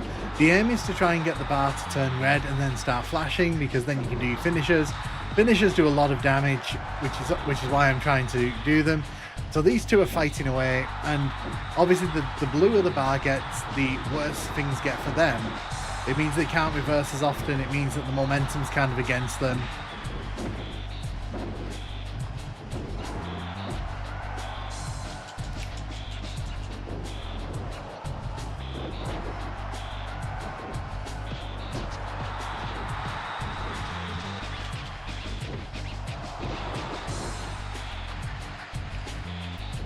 Nope.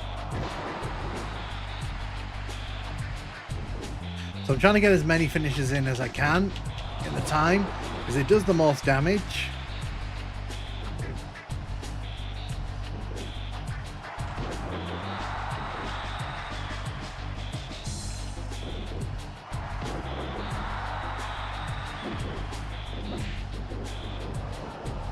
You can see, because I've got so much momentum, they're finding it very hard to counter my moves.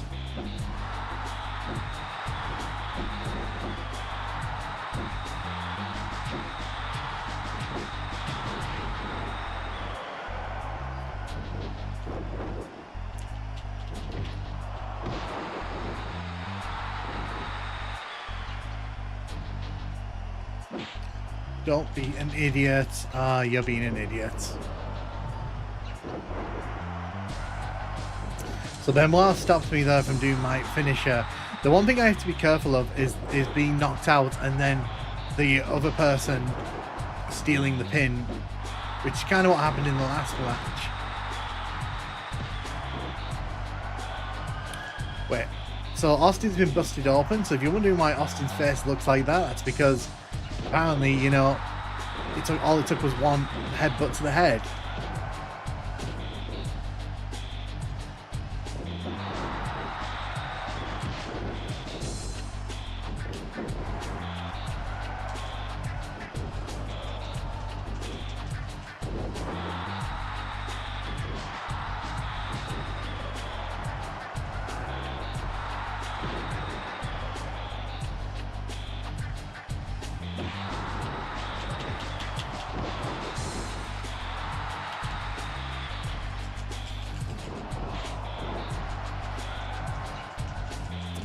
Like I mentioned, I've got to be a bit careful here because I've weakened them both enough that they could probably win the match, but it also means they can pin each other, and if I'm not careful, they could easily just steal it.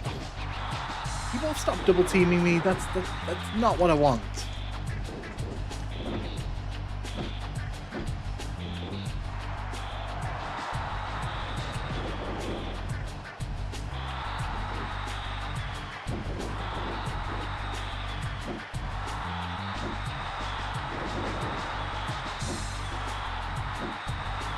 Yeah, I'm just taunting to get my my momentum up here.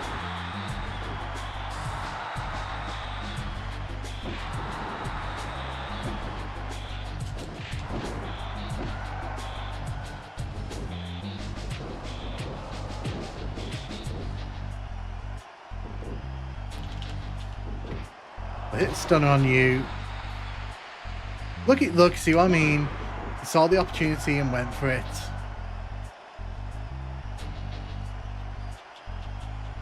I wasn't able to get my finisher on him. So Angle's now about to use their finisher, which is obviously something I don't want to happen to me. I'm just going to let them two fight it out.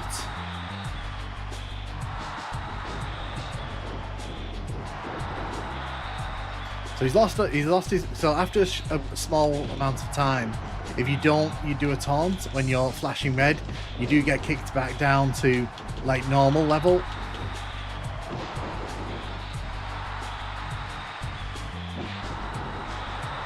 So Angle's been knocked out over there, which is why he's turned purple, and now it says he's losing it. So that means I can safely do a pin here. There you go. What a WrestleMania match that was.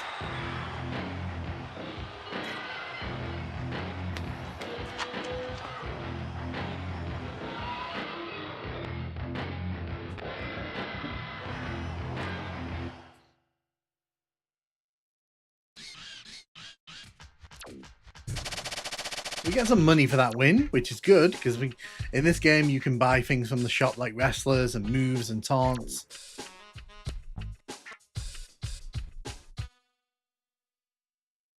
Double cross. So we're heading out here with China. You've all seen the end of the man who provoked me at WrestleMania, because I've totally beaten his ass. My partner China's also realised how sadistic I can be. So tonight I will take on a man who seriously needs his ass kicked by me. So funnily enough, this is actually based off of a real storyline that happened on TV.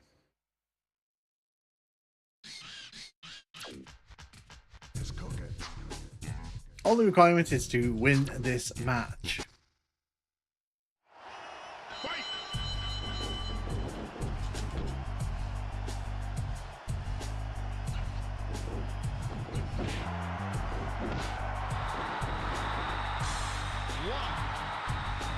You can see here I'm stealing taunts because that's the quickest way to build up momentum. The faster you kind of build up your momentum, the easier it is to win the match. It said I had to win the match, it didn't say I had to do it pretty. So you can see China's coming out here to interfere.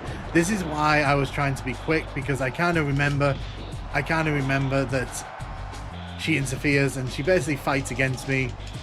So you can see that the odds are pretty stacked against me here, and no amount of momentum is going to undo a 2-on-1 assault. So the better thing I can do here is just fight until she leaves the ring, which she will do eventually.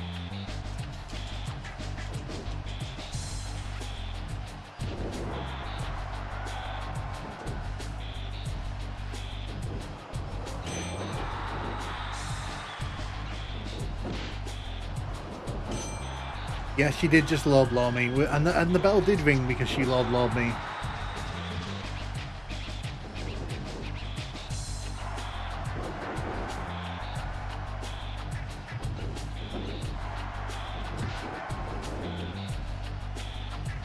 So I'm kind of hoping she'll leave the ring soon.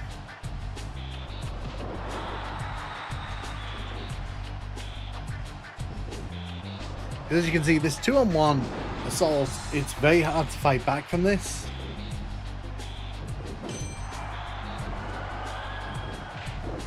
Although he did just drop kick her in the face, so you know.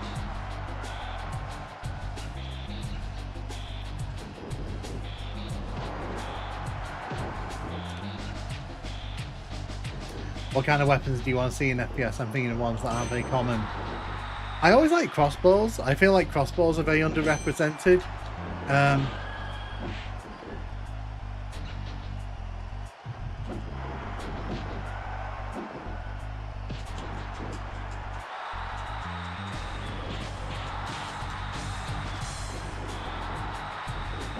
She is not going to leave the ring, is she?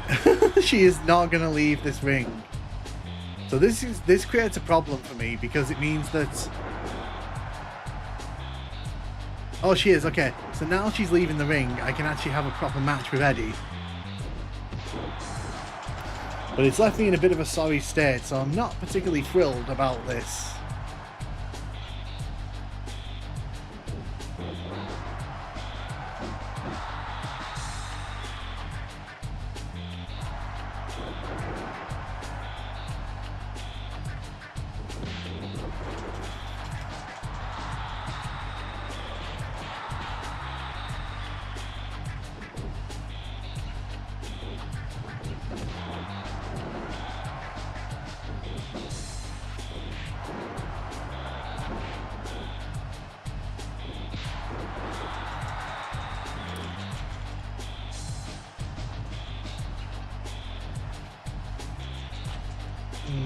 The damage might have been done here. I've got to be very careful because if he gets to special, he's probably winning this match.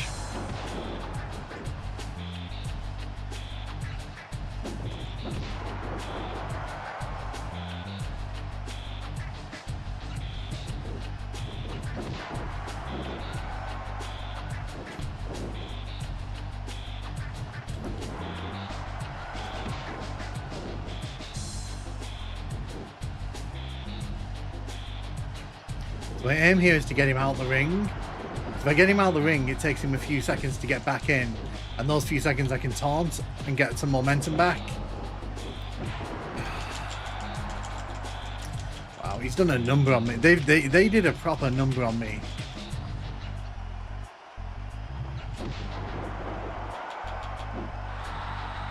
Luckily I'm getting my momentum back, but you know, it's a tall order, this.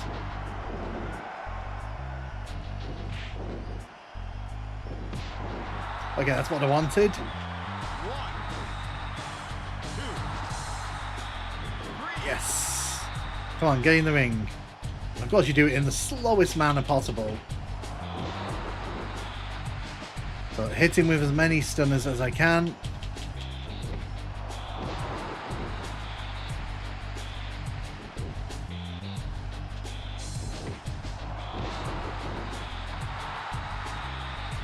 Hopefully that's enough.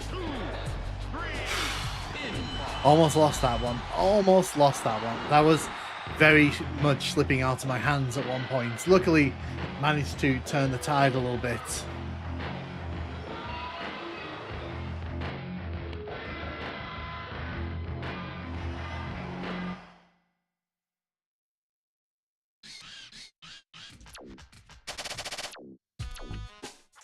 We'll move on to the next chapter here.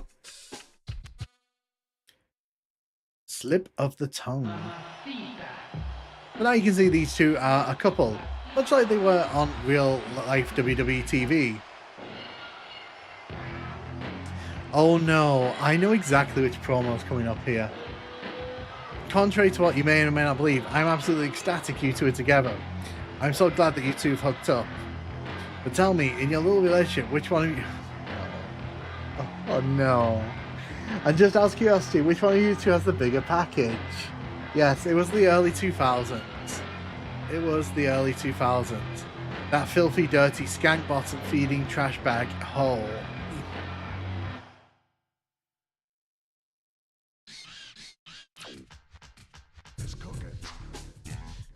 Oh good, it's a handicap match. My favourite, said no one ever.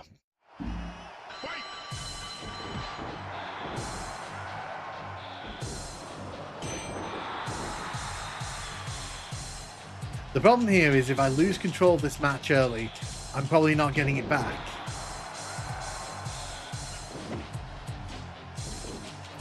And unfortunately they've started double teaming me early, so that's not a good start on my part.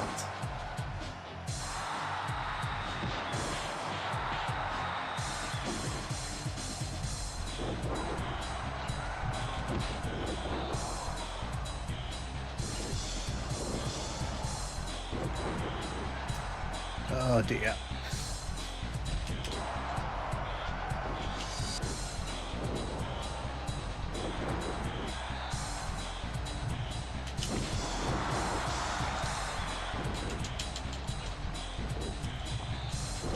Kind of was hoping he'd knock me out of the ring there so I could get a weapon.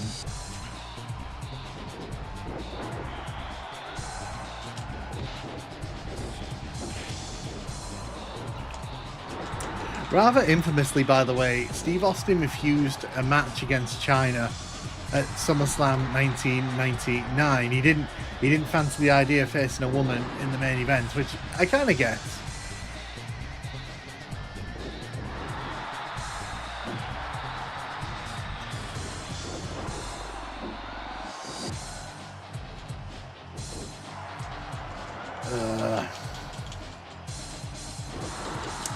Yeah, this has started badly and it's probably going to end very badly for me. China demanded Stone Cold Money in a contract, which was ridiculous.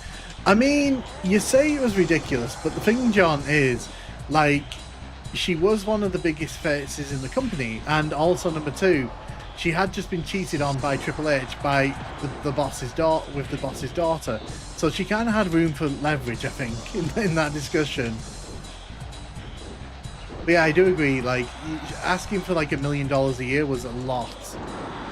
She was way out of her league on that one.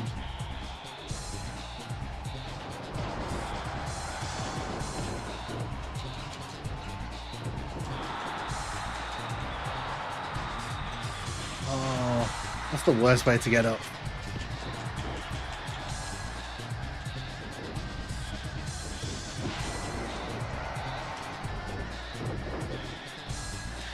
There hasn't been a moment in this match where I've been able to stand up on my own with these two down. I've literally had to fight both of these every step of the way. And they're both taunting, excellent. And they're both double teaming me, even better. 1, 2, 3, pinfall. Yeah, there's nothing I could have done there. Nothing I could have done. They worked effectively and they made it so I could never even get on my feet.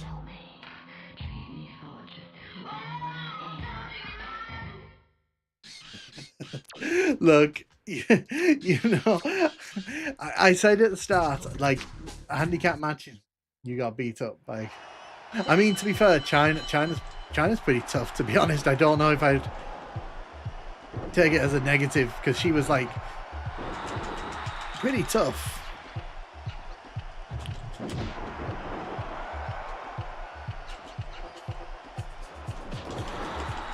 Game not doing me any favors there.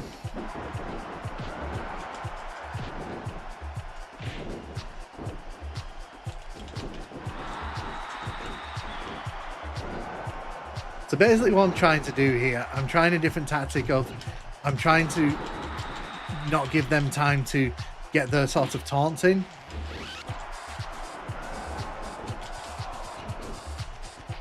Because if I can get to a finisher before they do, okay, I'm actually happy about this.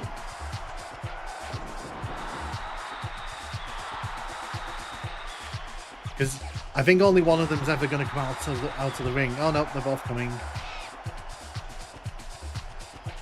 So there's no count outs in this match, by the way, so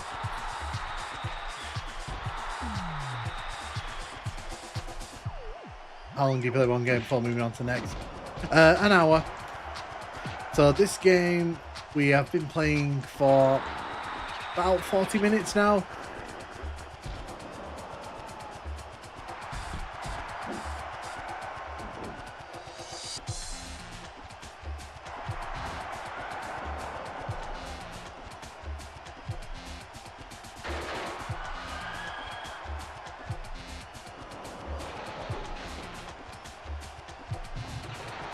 I'm just bouncing his head off this barricade here.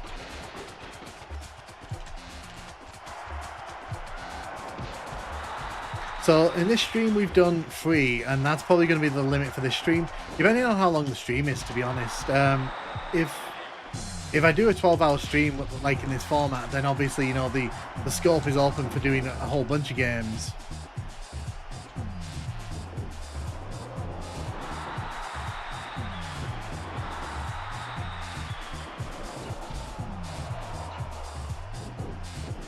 So I could do that. I could actually have done that, to be honest.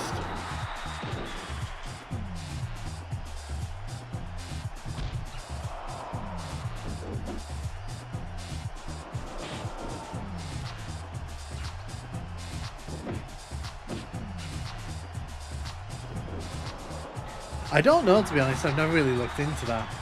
GTA Vice City is still one of the best games in open world genre, but surprisingly, it's the most sold game, not GTA San Andreas.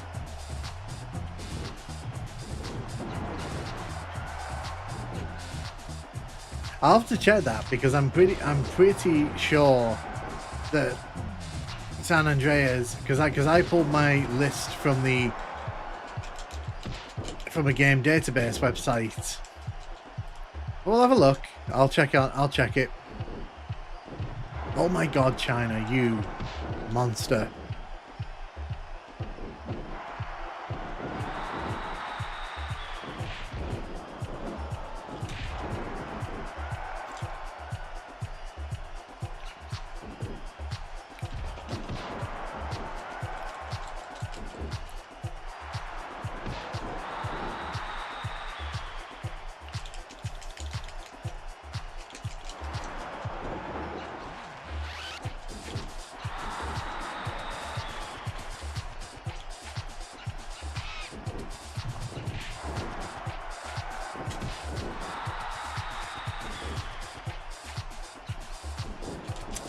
China. Oh, if you get your finisher here, I'm going to be so annoyed. Okay, you're going for your finisher.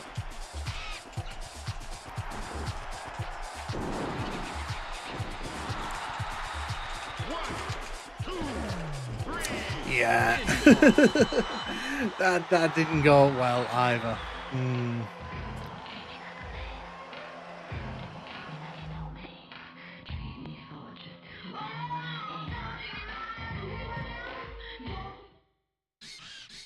No, you're not annoying at all. So basically, I use Streamlabs, and there's basically a gallery feature, and basically you just have to make the image and then have it loop on a gallery. To be honest, I kind of want to change the game ones, but I can't think of anything to put there right now. So it's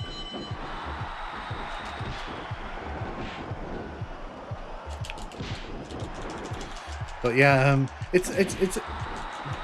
it's supposed to kind of replicate like a teletext page, because like when you used to go on teletext pages, they would tell you kind of all kinds of random information. You're gonna grab me before I can even do anything.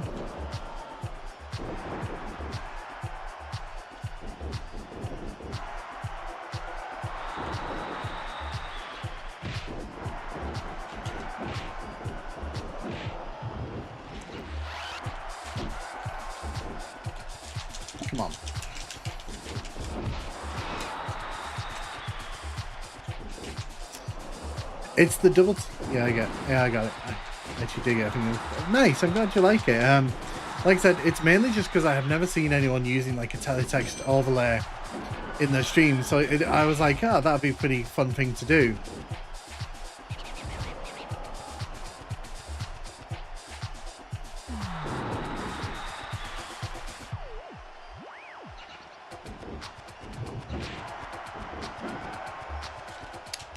I'm definitely losing this match. I can already tell you I'm losing this match.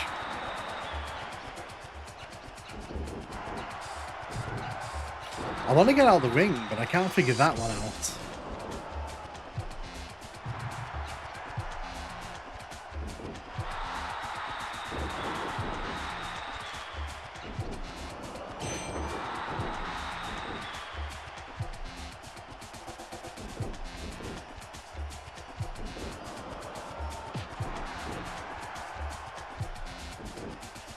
Yeah, no, that's fine.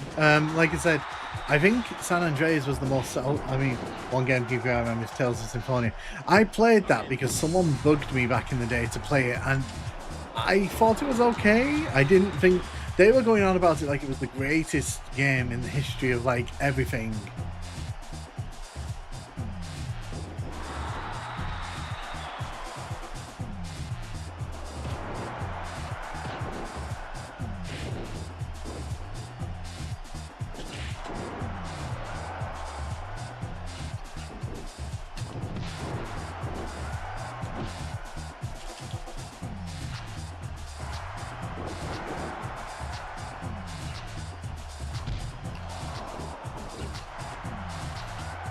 If I just keep hitting pile drivers on them, eventually they'll get weak, they'll lose their momentum, and that's what I want.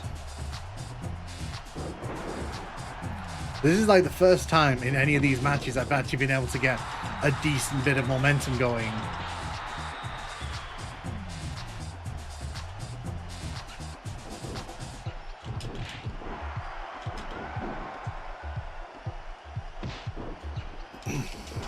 It's a long game, but if you finish it, it blows your mind. I'll have to keep that in mind. Like I said, I played it because a friend I used to know was very kind of insistent that I kind of play it, and I did because I'm a good friend like that. I wanted to sort of talk about it with them. Okay, let's go. So now every move they do will be reversed, which is good. But stunner on China.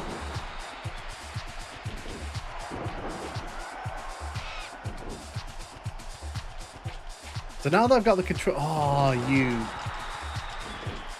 I was going to say, don't you dare pin me.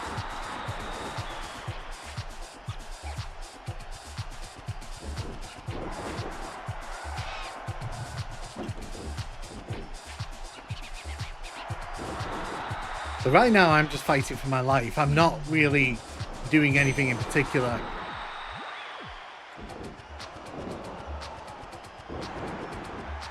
I'm literally just fighting to get momentum here.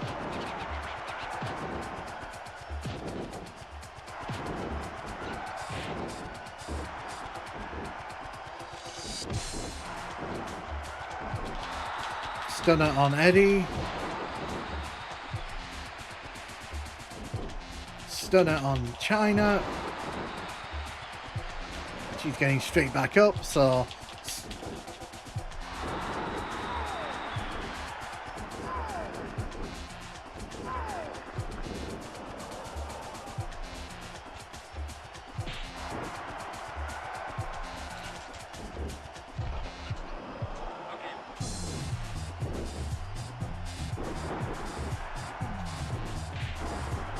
So, funnily enough, my partner's a massive Resident Evil fan. I'll be sure to bring that up with him. I've done so much, I don't want to lose that momentum.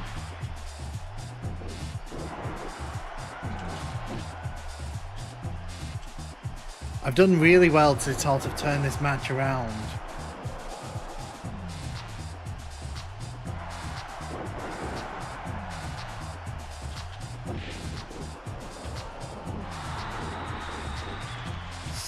Stunner!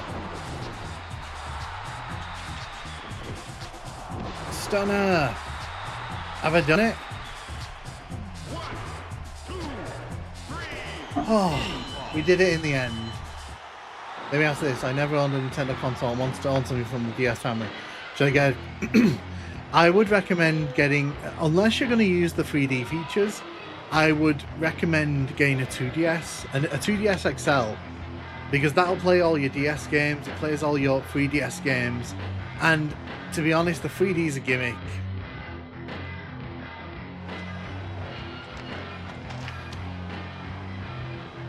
Cannot believe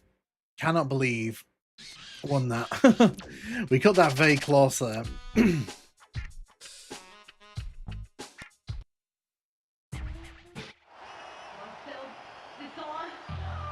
Oh, look, it's Stephanie McMahon. Oh, that was difficult. That was difficult. That was difficult. Why'd you guys say it? It's just so vulgar. You can't possibly mean it. I've never been so insulted in my life. But just remember one thing. I'll make you regret you ever said those things. Oh, thank you, Nightmare Mode, for the follow. And thank you, AJ, for the subscription. Video makes my head hurt after a while. It only adds something in a handful of games. And even the games it does and stuff, you know, it's not really essential, I'd argue.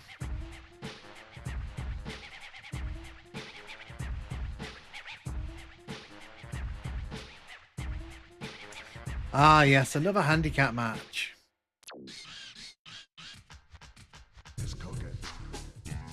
The game really loves throwing handicap matches at me here, doesn't it? Get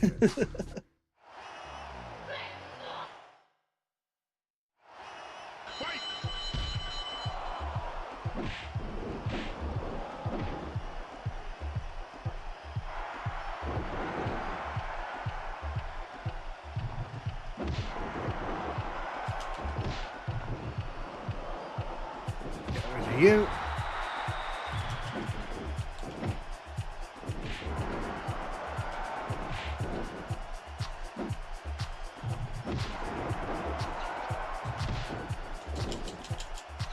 I think Myoland did some stuff with it. That's about it, really. Yeah, unfortunately, it was a gimmick that, like, I think, like I said, a handful of games bothered to make proper use of it. Everything else, it's just kind of like post-processed 3D. It's not really what you want to look at. So I would just recommend getting a 2DS, to be honest, if you're looking for a DS console, because that'll play most of your DS games, and it'll play your 3DS games, no problem.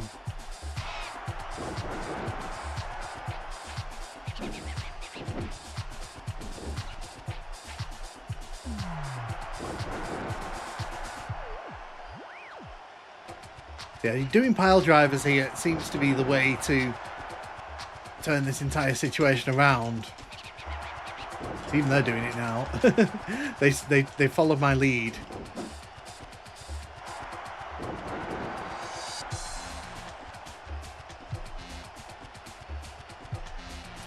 Of course he countered me, even though I've got way more momentum than him. Was able to counter me no problem there.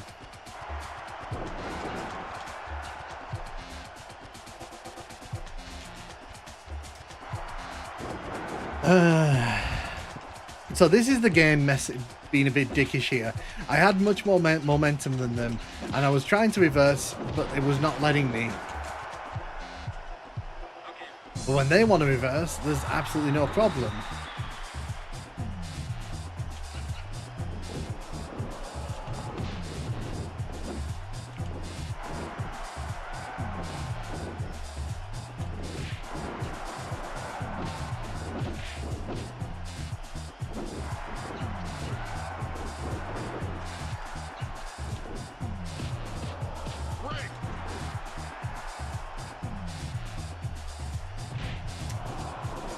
You son of a bitch.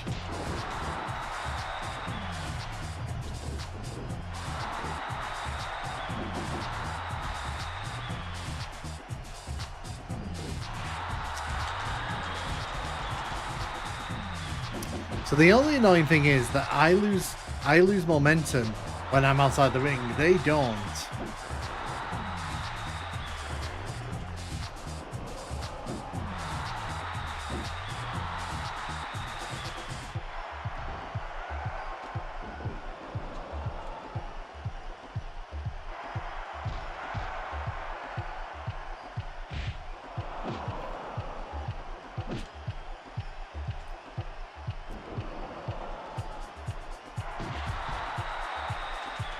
That's interesting. They actually set up a double team move there on the outside.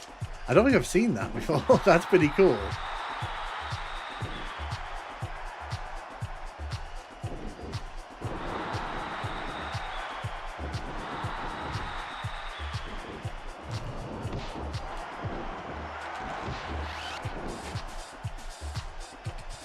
For the oh no, of course they start.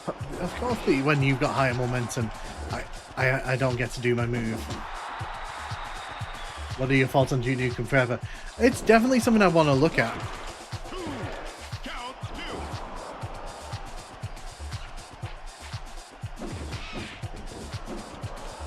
It's definitely something I want to look at on the channel, but I want to wait until it's closer to completion. I feel like with projects like that, it's always worth waiting before you kind of give it a full analysis, because otherwise, like, you're not really getting the full experience, are you?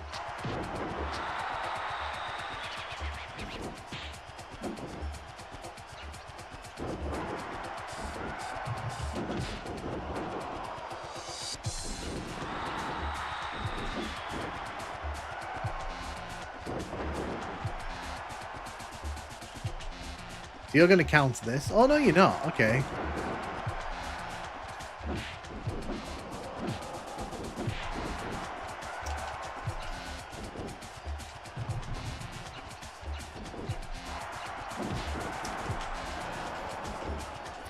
I think we're coming up on time soon anyway, so I think after this match, I think we're done anyway.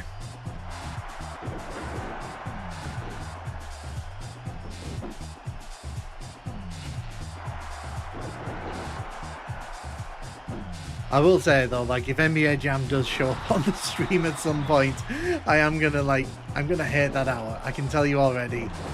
I don't know why, I just don't like basketball games. I don't even know why, you know, that was even on that list, but, you know, hey. I can play a lot of sports games, like, but not basketball games.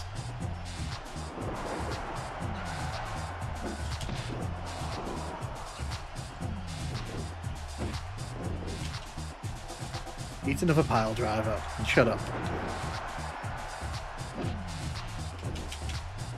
So as you can see, my momentum bar is almost full here. It's full now. So the reason I've done this is because I just want to start wearing them down with stunners. It's the easiest way to wear them down.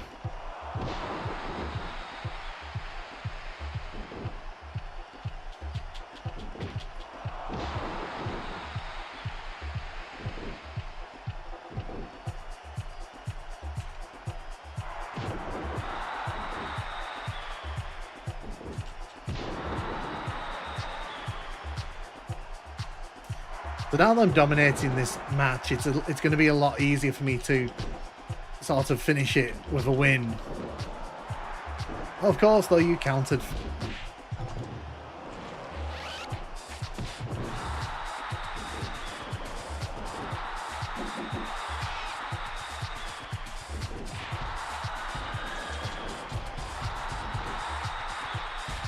But of course, they can turn that around in like a second.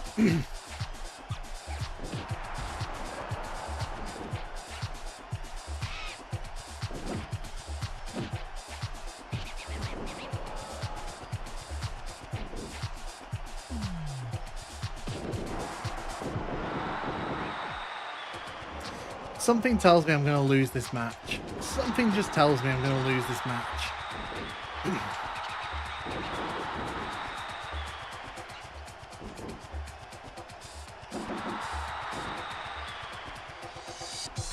Yeah, I'm definitely losing this match here because they're both going to go for the finishes here. Oh dear. I wish this match very hard. So handicap matches in general are hard because you're fighting against two people at once. And the problem is the AI is quite relentless. So if it kind of thinks it's got a chance of beating you, it's going to go for it.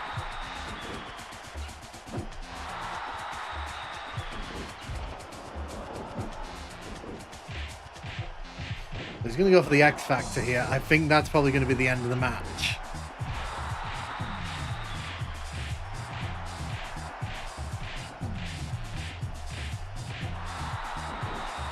Sounds difficult. It is, and like I said, doesn't matter anyway because we've hit the hour mark anyway. So that is WWE No Mercy on the Nintendo 64. It's a fun one, but I think it's definitely a game I think that works better if you're a big wrestling fan. If you're not a big wrestling fan, obviously the game it's not for you. But yeah, so what I'm going to do now, because I'm going to wrap the stream up in a second, I'm going to pick the game. Good try though. No, it was a good try. Like in an hour we had a good time anyway. So now what I'm going to do, we're going to pick the game that's going to open the next stream. All I'm hoping for is not NBA. All I'm hoping for is not NBA. So at the start of the next stream, we're going to be playing some Mario Kart. Which is good, because that means that I've got all that set up anyway. What I'll do now then, we'll quickly put a replacement game in. So which game is going to replace?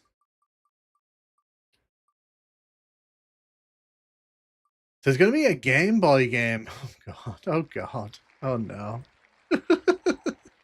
What chaos, what chaos, what chaos is...